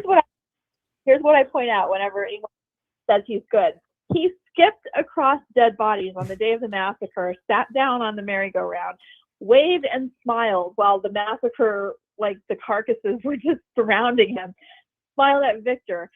I think that just points to it's not good. Definitely not good. Definitely like skipping over bloody carcasses to get on the merry-go-round was not good. I thought he was good too until someone asked me, well, what has he done that's good? And then you start wondering, well, come to think of it, nothing. It was a nice dance, though. You know, like those people are already dead. He didn't kill that. No, I'm sorry. You're right. You're right. He's neutral at best and selfish at best is in his own agenda. But I guess the things that you could view him that he's done as helpful would be helping people into the tree at the right times. But does it fit his own agenda as well? Or Right. yeah, it's just hard to say. And if he is the tree air traffic controller, did he put the guy in the concrete? Like who is he in charge of the trees? Because then he is a dick. Yeah, honestly. for sure. And they were out there measuring the trees again, which makes me wonder, are the trees moving? Are they moving closer? I know Victor is the source of so much information, but he's also such an unreliable narrator. I don't know what to make of Victor so much. I like that his dad said, that's my son and I'll talk to him. I thought that was good because maybe we need like a Victor whisperer. I think he'll be a good Victor translator. Maybe. Like his dad. He's frustrating as hell, though, as Tony points out often. Victor only gives the right answer on the third time. You have to ask Victor something several times before he actually gives you the truth. In this situation with the man in yellow, it took Henry twice. Maybe Henry being there is improving the odds. Instead of having to ask Victor 3 times, you only have to ask him twice now. Right, but if I'm just thinking, if Victor was that traumatized by the man, if he watched the man in yellow eat his mom, that's serious stuff. I think that should be like the first thing out of his mouth to all the people he first trusts. Oh, by the way, I watched my mom die, and then there's this creepy man in yellow who eats people lurking around here somewhere. In fairness, Treasure, in the last episode, I think part of the pee-pee pants Johnson's thing was he had convinced himself that was all in his imagination. And when he saw the yellow suit in real life, he's like, oh no, this actually really happened. And then he was he lost bladder control. And that was tragic when he wet his pants, though. That was just sad. Yeah, no. Like it's the whole thing was. Yeah, it's I bad. keep thinking, so it was 78 to 81 when the people were there. Is that what we're kind of figuring out? Yeah, I'm not good with years, and what year is this now? But yeah, something like that. So I think that's kind of cool because that means it was the 80s. I always point this out too, and this is a tangent. The 70s didn't end at 1980. They carried over. Like disco was still happening in the 80s. No, in the 80s didn't end until when did Smells Like Teen Spirit come out? Like the beginning part of the 90s was still very 80s. It was it was until Nirvana came out and then everyone started wearing flannels and stuff that things started shifting in a different but that's a different conversation and a different show altogether. From exactly. Treasure, do you have anything else, Treasure? I'm sorry. And then cut me loose. Roger, is that an Easter egg from Lost? I do think there was several Easter eggs for Lost in this episode. Wasn't he on Lost? The actor? It looked like that actor, but I don't think it was actually that actor. I know who you thought it was, but I don't think it was that actor. The actor that said he died and saw his cavity be blown out. I think that's the same actor. Oh, was it the same guy? I think so. Yeah, I know Gab has gone on record to say she doesn't like this show, but he was also on The Sopranos too in the episode with Junior. But I don't think it was that particular actor. Oh, you don't like The Sopranos? You don't like The Sopranos yet? I'm a sensitive viewer of shows. It took me a long time to even get on From because of how scary it is, and not that Sopranos is horror, but they're shitty people. I just don't like seeing women get beat up and stuff. I appreciate and respect the art of the show, but it's not for me. They're a bunch of assholes on that show. Yeah, they are. They really are. They are. No, she's such a smart blonde, and on that, I'll let you both go back to the Fromville. But what a lovely little smart. I mean, I'm older. I'm old enough to be your mom, so don't think I'm condescending. But you have such good insight for someone so young and, dare I say, pretty. You've got such good insight, and you're so bright. Thank you. You're not talking to me. Yes, I think I thought are you talking to me? You're talking to me, right? Yes, both of you are just so smart and pretty, and I enjoy you both so much. So stay Thank you. sexy Thank and you. free, and I'll talk to you soon. Bye bye. Thank you. Oh my goodness. Thank you. I'm sorry to steal your compliment there. FTW, we have immediately another message. FTW, welcome to the show. I don't know who FTW Events is, but welcome to Events to the show. Hello. Hey, how's it going? Welcome. What's your name, where you calling from, and what's your from question or comment? Well, this is Matt from Seattle. I am a longtime Miscellaneous Gab watcher, so I'm pleased as punch that she's on this show with you guys. But I just have I just want to chat about a couple of things that bug me with From. Okay, number one, so someone has escaped from Fromville, and why are they not chasing down that lead ferociously? That it just drives me crazy. It's like someone got out. Why aren't you trying to do that again? Yeah, what do you think about that, Gab? I think it's fair. I think Dale ending up in the pool, and also hi Matt. Matt also mods my Discord. He set the whole thing up, so thank you. He's amazing. Yeah, I wonder if it's just they saw some guy splat into some concrete and they're like, ooh, that's too dangerous. Knowledge comes at a cost. But I agree. Now that they know it's possible, I think more people there should be a think tank on this, even if it's not dropping people into trees. It's something. You're totally right. Same with the tunnels. Like all this stuff is there. What's going on? Absolutely. Okay, and then my other point that I'd like to ruminate on, if you will, is this has been happening for what, about 300 or 400 years? Is that what the timeline we figured out is? Yeah, if we go by some of the dates that we saw in the bottles and some of the the Civil War stuff that we've seen, so yeah, that's a good speculation. So I want to know, like in the current day and age, the people drive their cars and they vroom through town super fast, and then they go out and they come back into town. What did that look like in the 1700s? Did their horse-drawn carriages? Did they make the horses run faster? Or I mean, how did they trap people in town? That was amazing. These are questions I need to know the answer to. Fair enough, because the horse would have an easier time jumping over that the tree. That'd be nothing for a horse, right? A horse would just leap over that thing. I played Legend of Zelda too many times and jumped over that shit with Link in Eponia. That's easy for me, so I'm with you on that one. Yeah, I've never thought about that before, but now that you mention it, Matt, that bothers me a little bit, because cars were invented hundreds of years after From began, and you think if people are walking on foot that they would have a lot less pickings in terms of what are the odds someone's gonna, unless it was a main thoroughfare or something, people are walking through. But yeah, wow, I would like a From prequel of the OG families that were there. And I mean, I love all the old buildings and the ruins and stuff, so I would like to see that. At minimum, a graphic novel or something would be kind of interesting to see some of the history of that kind of stuff.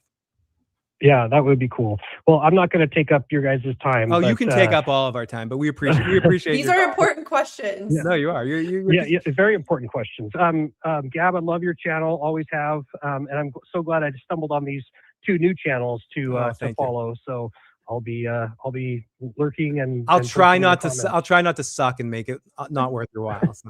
No. Okay. No, Matt is a big Pluribus guy, so he'll love your stuff. Yeah, Pluribus, and Severance, and all the shows. So I love it. We're very lucky with these three shows on right now. It's a golden age of television right now. It really is. And they're three very different kind of mystery shows, but they all have different mystery elements. Obviously, Pluribus isn't on purpose isn't mystery boxy, and Vince gets very defensive if you call it a mystery box show. But then you have this show, which obviously brings up some of that Lost vibes, and then Severance is its own beast altogether with the sick mind of Ben Stiller. So well, and I mean, I was borderline obsessed with Lost, kind of minus the borderline part. So. So I love shows like this. Yeah, they're my jam. Me too. And I can still see Sawyer's dimples and the Kate's dimples to this day. It's I call everyone Dimples. I'm like, hey Dimples. Yeah. But love it. Anyways, thank you so much for the call, and Thank you. we look forward to talking to you again soon. All right. Thanks, guys. Peace. We got a couple of other voicemails while we were waiting. This is from I think Billtron. Yo, it's Billtron. I have nothing important to add, but I just thought it'd be funny if in From I seen everybody talking about the bad wigs and everything like that. I just want them to do one scene. Billtron, I'm going to play the rest of your message with because it's easier to answer the phone call rather than the other way around. Area code 513. Welcome to the show, 513. What's your name, where you're calling from, and what's your comment and question? This is Nick Knack Studios calling from Oxford, Ohio. Hey, bud. Thank you so much. Welcome to the show. Yeah. What up? Also, I subscribe to your channel, Gab. Thank you. I'm also from Ohio, so let's go.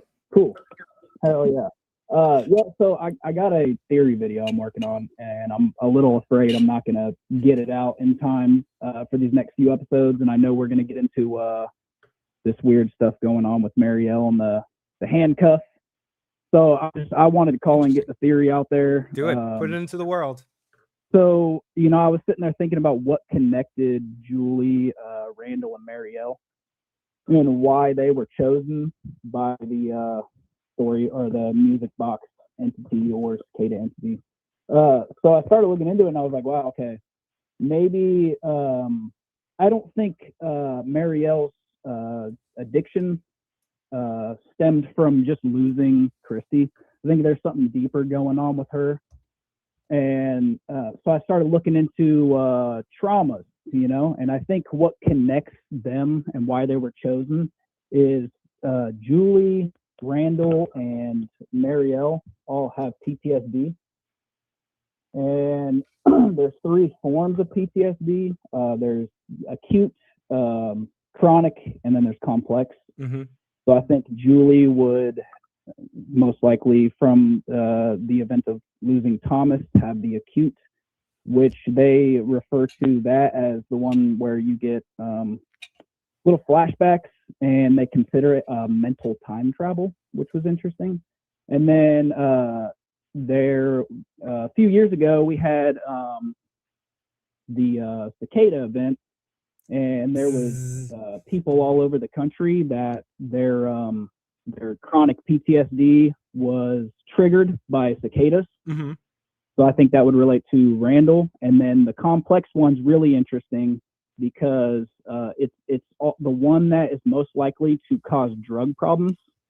And it's also most commonly found in ballerinas because of their structure. That's oddly specific. That's very oddly specific. Yeah, so I think one of the reasons why Julie can, story walk and the other 2 can't is because she was tethered to the ruins, whereas Randall was tethered to the cicadas, and then Marielle was tethered to the ballerina. That's why Sophia's seen it, because it was hinting at what's about to happen with Marielle. Do you think the other 2 have powers of some sort, just not story walking powers? Do Marielle and Randall have different abilities within this world they haven't unlocked yet? No, because I think the reason why Julie is able to do that is because it's the other 2 lock their trauma down, mm-hmm. because it's really deep rooted, whereas Julie's is more on the surface and she's willing to deal with it and explore it. Ah, interesting. And that's why she is. So notice how the other 2, like Randall, he didn't want to go towards the ruins at all, meaning he does not want to deal with his trauma at all, whereas Julie's open to finding answers. So the other thing is, I think the whole idea behind them getting locked in that place at all was the reason they were in there screaming, and the reason they don't want to talk to each other about it is because they were locked in the memory that gave them their trauma in the first place. So that's why they don't want to talk to each other about they're trying to avoid their traumas. Very interesting. Gabby, you have any opinion on what the caller is saying here? I mean, I love that. I never thought about that before. I think you should definitely make that theory, because I'd love to hear you dig into it a little bit more. I think I'm like you, Phil. I always just assumed they would have some power. Like each one of them would have some important part to play. We just Some don't exactly dreamability know. or something. Yeah, some dream ability. Yeah. It's like you got to collect the infinity stones from to truly break the curse. But I love that. I mean, I think there is definitely something. Maybe we'll get some more of their backstory to learn that. I really hope it's one of the questions that the show answers, and it's not just 3 random young people. And as somebody myself that is highly allergic to bees and cicadas and any insect that bites, like I'm traumatically affected by those. I'm like Macaulay Culkin in My Girl. If I get stung by too many bees, I'll die instantly. It's wow. If you want to get me, my haters out there, you people that hate me, you want to fuck with me, lock me in a closet with bees. I'm done. Don't tell people that. I shouldn't say that out loud, but that's how you get me. I'll be at a con someday. We'll turn a corner, so we'll push me into a closet. Like, we've got you now, Phil. We've been wanting to destroy this issues guy. See what you did, caller. This is all your fault, caller. Oh my god, we figured this out. Yeah, I wanted to get it out there because I'm putting a little more into this video than I expected. I started kind of like I think I might have figured some stuff out with this show and like what's really going on, but I wanted to get that out there because it's time sensitive. I think we're going to go into it before I can get this video done, So no, kind of wanted to lay claim on it, Put it out there, and this will be out there. Trademark it. Exactly. It'll be on my show, it'll be on Tony's channel, it'll be on the Talking Pluribus podcast. Not Talking Pluribus, wrong show. Excuse me, Escaping From podcast. I have Pluribus on the mind. But thank you so much for the call, my friend, and thank you for the theory. We appreciate it. I don't want to keep you too long, Gabby, and I wonder if Tony's going to pop back in here in a few moments, but we'll take calls for a little while longer. We'll probably like a half an hour longer, and then we'll say good night to you guys. But keep the calls coming. 781-990-8509. Keep the conversations going. Thanks for the tip, Phil. Bees, I like bees. They're cool. Yeah, you want to stop me? The bees will stop me. Randall's hair doesn't grow. People were wondering if Acosta said that she likes bald men, if that means Randall. No, she was talking specifically about Tony. That's it. Just Tony. Can we talk about the other pictures in the basement? You mean the other pictures that were that Victor was looking through in that moment? Is that what the caller's talking about in the basement? Or in Victor's original home, like what Henry showed to Tabitha, all those. I mean, I think they're all different elements of different parts and different times in different timelines, flashes of different times that people have gone around the cycle or gone to different parallel worlds. And then when you're flashing between these worlds, you get images of other cycles, maybe. So you get these images, and that's what the dreams or the inspiration is of these artistic inspiration kind of situations. At least that's my perspective on it. Let's see what else we got here. In Henry's basement. Oh, we got a voice message from KP. What's KP have to say here? Yo, how did you guys get Michaela Peterson on the show? That's kind of cool. I'm not sure where KP's going there, but thank you, KP, for the call. Thank you. Yeah, we'll take that. We'll take that as a compliment, KP. Please make sure you subscribe to the channels. Yeah, make sure you subscribe to all the channels involved: Teflon TV, Miscellaneous Gab, and if you want to get annoyed, subscribe to Phil the Issues Guy too. Your head won't hurt. Here we go. Have we discussed the ending and what pulled up in the lake yet? Sorry, but I've been in and out of the live, so I've missed it. We've talked a little bit about that. There's some spoilers for that stuff, so we're going to talk about it on variation here. Oh, whoops, I'm sorry, we got disconnected. Please call back, caller. I think we all know, even Gab, who hasn't been spoiled, we know what's on there. There's those scarecrow things are on there. The scarecrow weird sort of, I don't even know how to describe them. Scarecrow sacks. Are they, because I haven't seen it, I've just seen it spoiled via like text. Are they the same scarecrows, like the wire scarecrows that they see in the forest, or are they different scarecrows? Different. Okay, different scarecrows. Okay. Different. I don't want to go too far down that road, but I think whatever we saw on that barge we're going to see very soon. Yeah. And Okay. I get that. Maybe we'll start with that. Exactly. That's the easiest way of saying that without getting to. Oh yeah, I'm sorry, Biltron. Yes, thank you. Check my awful message. Thank you for keeping me honest about this, because we started it and then I said, fuck Biltron, we're gonna go to a caller. And I said, I promise I'll get back to Biltron's message. And then I never got back to you because I'm an asshole. But I'll play your message now. Thank you. Yo, it's Biltron. I have nothing important to add, but I just thought it'd be funny if. But still, you have nothing important to add. It's still perfect. I've seen everybody talking about the bad wigs and everything like that. I just want them to do one scene where it's like in Once Upon a Time in Hollywood, where Brad Pitt takes off the wig and his hair is exactly the same underneath the wig. I want Julie to do that, take the wig off, and it's exactly the same haircut. That's all. Completely useless. Love you, boys. Have a good one. I think that would be awesome. He wants Julia to take off the wig and then have her hair under the hair. I think that would be awesome. Yeah, that would be cool. That would give some redemption to the bad wig. I would be amazing. Oh, I'm sorry. Okay, so we're gonna start to wrap this up tonight. Just my eyes are fully aware of everything I didn't see, so now I've seen what I did see. So we're gonna be on for about 10 minutes or so, and then we'll call this an evening. So if anyone wants to call in, last call for alcohol or last call to check in, well, we're gonna stop at 11:30, and we will be done here tonight. So did you all notice the woman in the background wearing? I did not notice that. Was that the kimono person? I didn't notice that. I did amazing. No, Saggy Star, you're doing amazing in the live chat, helping everyone, keeping it positive, thanking all of our super chat donators. We appreciate all of you, and anyone that's listening to our audio cast, we very much appreciate this. KP, let me play your voicemail right here, KP. So sorry about that. KP wants to tell you look like somebody, so we heard it. Thank you, KP. We appreciate that. Let's continue here. Bogdan Nursery Rhymes, Randall and Julia Marielle, they touch, they break, they steal. Everything. Yeah, what was that again? They touch, they break, they steal. Everything they say is real.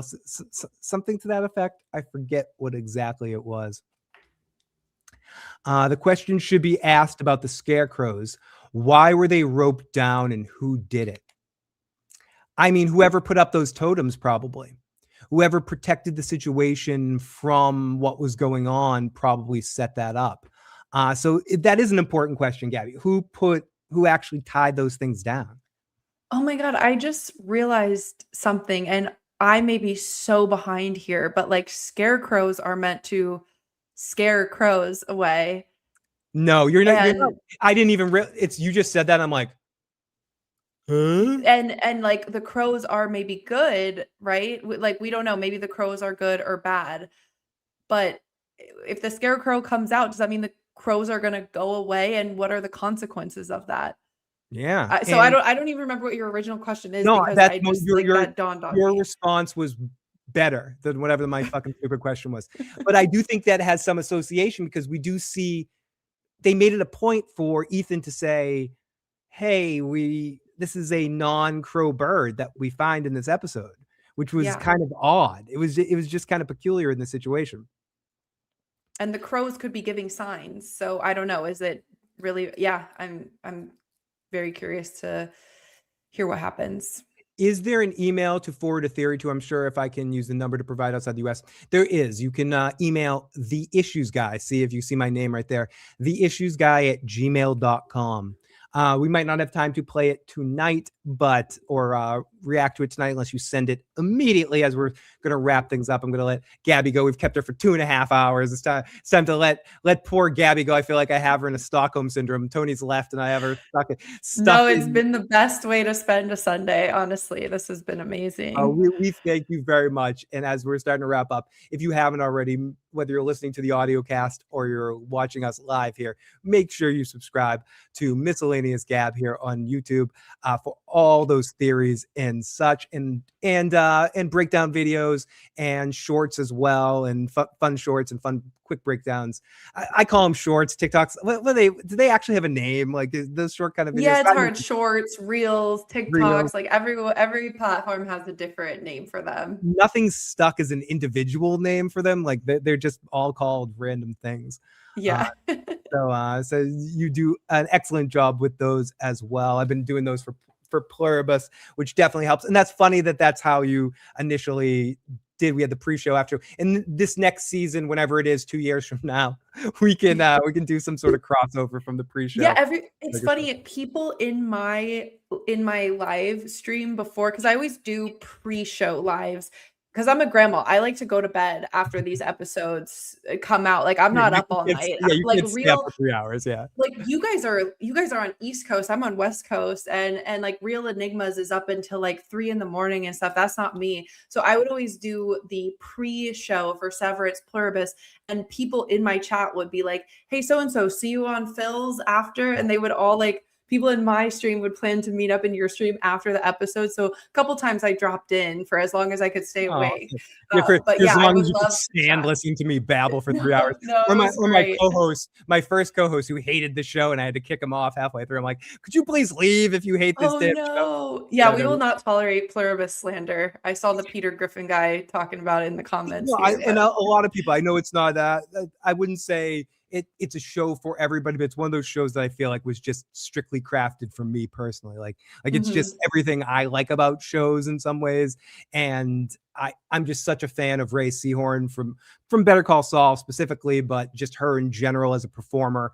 I think she sells it. And I think certain people doing that role couldn't pull it off as well.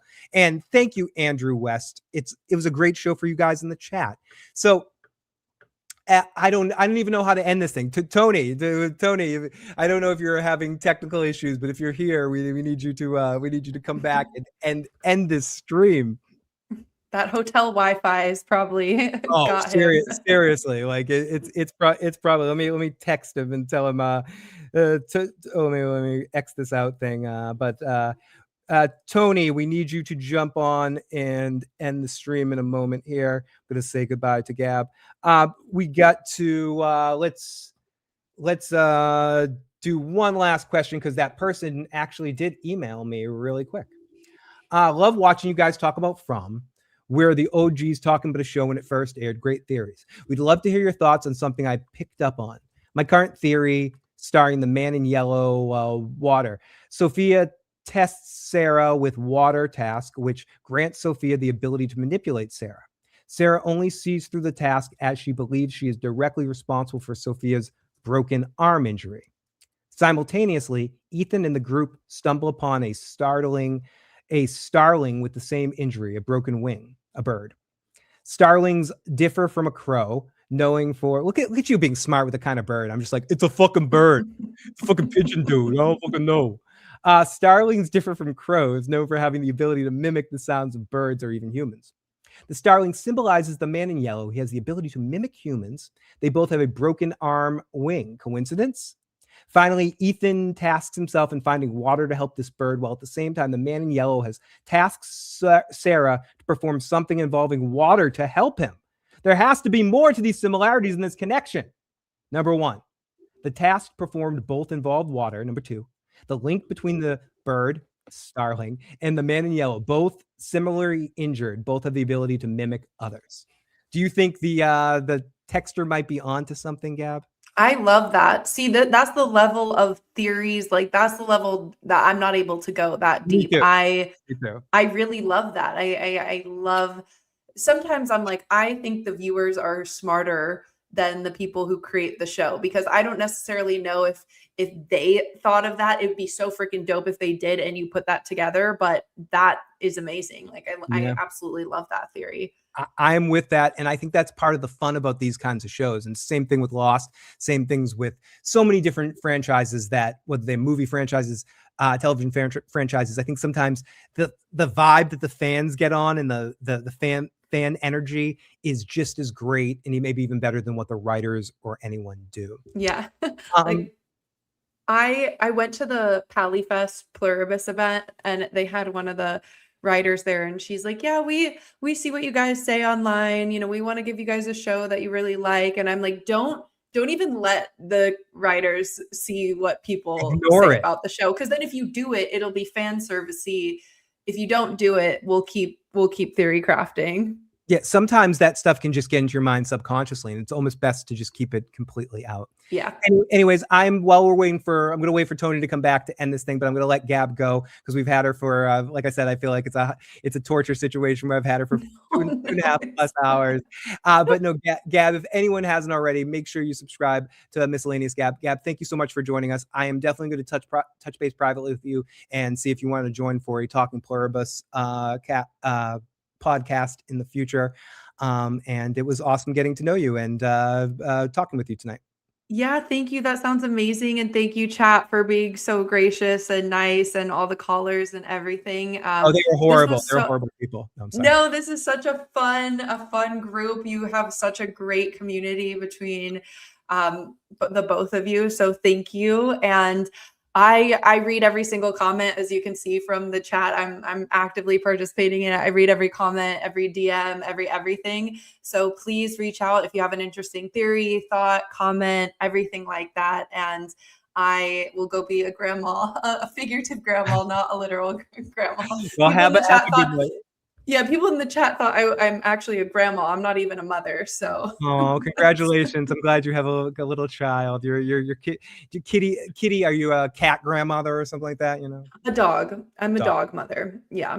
Me too. Yeah. Thank you to everyone. Like the Sun Wukong, like people who just encouraged me to get into this show and said like, you won't regret it. I was twiddling my thumbs because I am a scaredy cat. I get really scared of this stuff. So thank you guys so much. Well, thank you for joining us. And we're going to do a theory stream at some point where we have a bunch of creators on towards the end of the season. We hope you jump on with us as well. So awesome. Thanks, guys. Have a great night.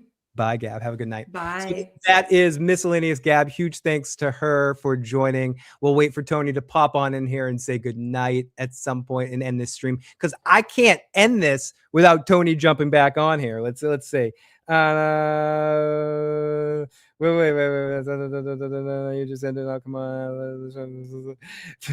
I don't think I can end it without you. So you need to come back on and connect. So here we say. Here we go. So let's see if let's get Tony back on here to end this thing. Otherwise, I'm here all night. Like I don't know if I can end this thing without Tony. So let's say in the live chat. So keep your conversations going on in. If you want to call back in, now is the time. 781-990-8509. KP's not happy. KP, I'm sorry, KP. We're just ending the discussion there. Sorry, I didn't take your call in that moment. We're just finishing on friends come in all sizes. Yeah, I'm about to pull out the drum machine, Tony. You don't want me playing drums on the stream. That's not this kind of party.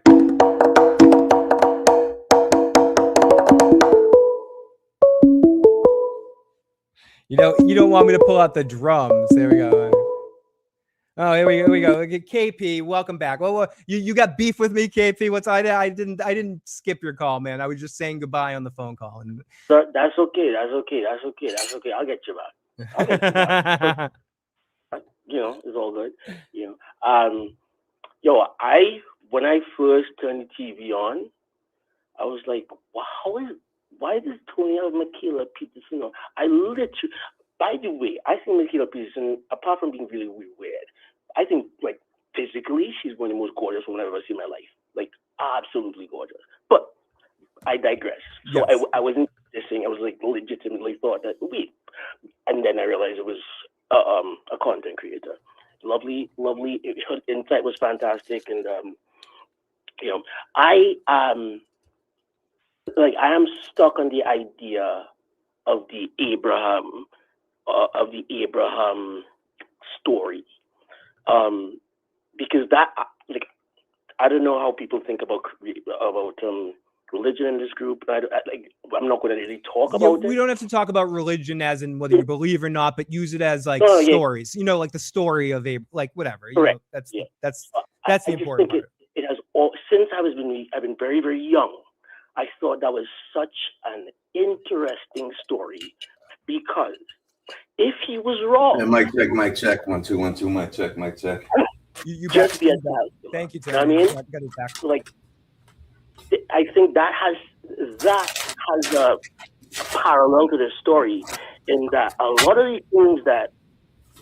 these theories that the people in the village have, if they end up being wrong, they'll end up looking just so stupid and like so insane. And I think that story is kind of a warning to us, the audience, as y'all think this is going to go one way, but it might be the other. And that is, out of this entire season, these last 4 episodes, that we've gotten thus far. And I don't know how many, are we getting 8 or 10 episodes this season? 10 episodes. There's a rumor, nothing's confirmed, but there's a rumor swinging out that we might get 13 episodes next season, but I haven't heard that confirmed. But 10 episodes this season, and probably 10 episodes next season. That's good. So so we have 6 more to go. So there's a lot of story left to tell. Sure. And I would love to see them play on that Abraham story a bit more. You know what I mean? I think we will see it because the thing with putting the water back in the thing is like I don't think there's anything wrong with that water. I think as you or the young lady said that I'm just making you do it to see if you'll do it. And like it's a cult leader's trick, right? Cult leaders do this. Yep. They like if you've watched anything about this guy who everybody drank the flavor in Guyana. Like that wasn't the first when they actually did it and people drank it and died. That wasn't the first time he had them do something like that. Like at least 3 times, if I'm not mistaken, from the documentary, he had people come and partake in some sort of food, telling them that this food is poisoned and it will kill you. Because he just wanted to see and make sure that he really had ultimate power over these people before he made whatever moves he wanted to make. And I think something to look at that relationship between Sophia and Sarah is something that we really have to look at. Also, I think the fact that the man in yellow was eating somebody's liver and Victor never thought to be like, oh, by the way, when that thing happened, to me, the fact that Victor bothers me so much when he refuses to tell us. Am I wrong? He definitely holds in some information. As Tony likes to say, you got to ask him everything 3 times before he actually answers. On the 5th time, he'll give you the right answer. As Tony says that a lot. And it's true. It's like anything he says, the first time it's either completely wrong or it's very surface level. The second time is like, don't bother me. Third time, don't bother me. And then the 4th or 5th time is when he kind of really is like, oh, okay, it might be important for you guys to know that a guy in a yellow suit was eating people's livers back in the day. Was eating some bile out of some person's liver. Sorry to let you know. And listen, now that goes back to like Fatima and her pregnancy, because I'm wondering if her eating that dirt was a play on him eating these organs. Like they're both gross things that probably shouldn't be eaten. And she had a entity inside of her that was evil or what appears to be evil. We don't know for a fact if it's evil yet. It's certainly possible. KP, I don't want to wrap you up, but I know Tony has to get up bright and early, so we're going to wrap things up. KP, we love you, buddy. And everybody, good night to everybody in the chat. And it was fun watching a TV show and chatting with my friends. It's always fun, KP, and I'm sorry for not answering the phone before. Well, good night. Good night, my friend. And one quick text message before we wrap up. It's from 845. Here's a theory. The man in yellow will grow into Ethan. Much love, man. Much love to all of you guys. And thank you to House Mystic for this super chat. And thank you to all of our super chatters tonight. Hey, and I want to thank Jen Hack for tons of super chat in the stream with Sophia last week that we missed. We missed a bunch of super chats last week because we were distracted by the Acosta factor. But so we thank all of the people from last week that we missed. House of Mystic says, "Hey, Tony and Phil, I hope this helped you out of the live stream. Think you're stuck. Thank you. You're a great co-host. Love you guys. Thank you so much. I am lucky to be able to rock with Tony. We have so much fun."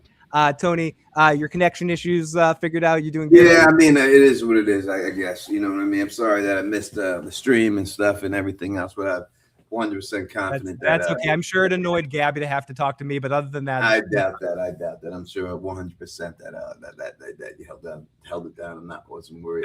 Thank you, sir. I appreciate that. But we'll be back to our normal show next week.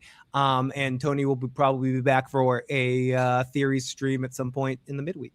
Yeah, I'll do this theory stream this middle of the week as always, and I'll be back in the NY, so I should not have any technical problems or anything else like that. You know. Did you go any rides while you were there? You went the Star Wars ride? Yeah, I did the Star Wars stuff. You know what I mean? We did all that. I built my own lightsaber, you know, and did all that. You know, did the drinks around the world. Oh, that's super cool. The Epcot drinks around the world thing. That's pretty cool. Went around the world, drank all the drinks and all that good stuff. You know what I mean? Did all that stuff. Nice. And we have to go back there at some point to party because I think you and I alone would rocking around Super Mario World would have a great fucking time, man. 100%. I mean, listen, man, you got to bring some walking shoes when you're up in there. Exactly, dude. You got to make a vacation for a vacation there. It's it's no joking.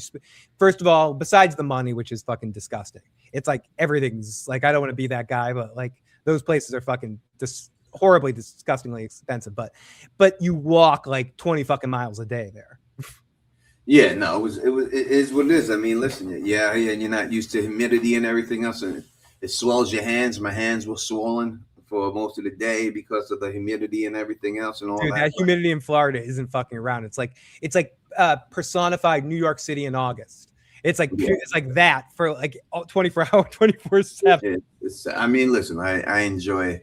I don't say I enjoy the winter. I'm used to it. I'm from a New Yorker, but I enjoy the fall way too much to live in a spot that's sunny like that all the time. You know, like listen, I will say this though. I'm gonna say this, and I don't mean any offense before I get up out of here. Like, but these women are a different level of taking care of yourself. You know what I mean? Like these women in California and Florida, I would suspect, and they take care of themselves differently than New York women. You know what I'm saying? Like New York women, and I love my New York women. Don't get me wrong. I ain't trying to say nothing wrong with you. I don't look at it like that. But I'm saying, wintertime comes, these women don't shave their legs in New York, right? They don't. You don't have to. They ain't shaving their legs. Not in season. You can do it for. You get in bed with a woman in New York, and you know it's wintertime and stuff, and the hair is scraping on your leg. You can feel it. You know what I mean? It's kind of porcupine-ish and stuff. You know, down here, you can't get away with that. So these women's are shaved up. Their nails is done because all year long because it got to be like that. You know what I'm saying? Out here in New York, you know what I'm saying? Like I've seen some chicks, you know, that the back of the heels are, you could put a cigarette Tony, I got to speak to saying? Glenn Carter here and say, Tony said Phil's the greatest wing room ever. He co-signed. I got to say, Tony's pretty awesome himself. Tony. If I'm number one in the world, Tony's number two. Okay, well, there you go. Unless number two means doodle. No, I don't mean number two like that, Tony. Different kind of number two. I would say the number one ranking. Is that better? Like, you know, I'm the champ. You're ranked number one. We could work it around, but you know, listen, a different level. These women take care of themselves, and I think the women in New York would do it, but they don't have to because the wintertime comes. You know what I mean? Wintertime come, Thanksgiving come. Women in New York is putting on like 10 to 15 pounds. They're working it off in the spring, but they got the 10, 15 pounds on them. You know, it happens. And the men do this. And I say the men, I'm not just saying the men do the same shit. I mean, not the shaved legs and all that stuff. You know what I mean? But, you know, that's for the weight and everything else. That's just a part of the. Oh, I definitely eat a few more hostess treats and some Entenmann chocolate chip cookies in the winter, Tony. It's just the way it beats and everything. Tony, by the way, last night I'm holding on to my Tim Tams for a fun live stream thing, and thank you so much to Laura in the live chat who sent me Tim Tams. But based on a stream I watched the other night, I purchased yesterday I got some Kit Kats and some Twix, and I ate back to back. I'm Team Twix. As much as the Kit Kats are good, the Twix, there's Yeah. something special with the Twix. It's Yeah, I mean, after that stream, I went and bought more, and it was always the Twix. I never went back to the Kit Kat. Yeah, the Kit Kats are good. They're not bad. I'm not saying But anything bad about it's Kit not Kat. a Twix, though. It's not. But Twix, it's like that cookie and like the Too much going on with you that. got a damn Milky Way on top of a cookie. They're Yeah, like, I think if you put some caramel inside the Twix and the Kit Kat, it would be competitive. yeah, it's But like you have to have a caramel. I don't think they've ever made a caramel Twix. I think I invented it right now. But you need some caramel in that Twix for it to work. I think if you did listen, I can make an ill candy bar. I'm not even going to say. Maybe I'll make it. Maybe if I could find a place to make it. If someone knows how to make candy bar, I have an ill candy bar I can make right now. I just thought of it, and this shit would be probably the best one ever made.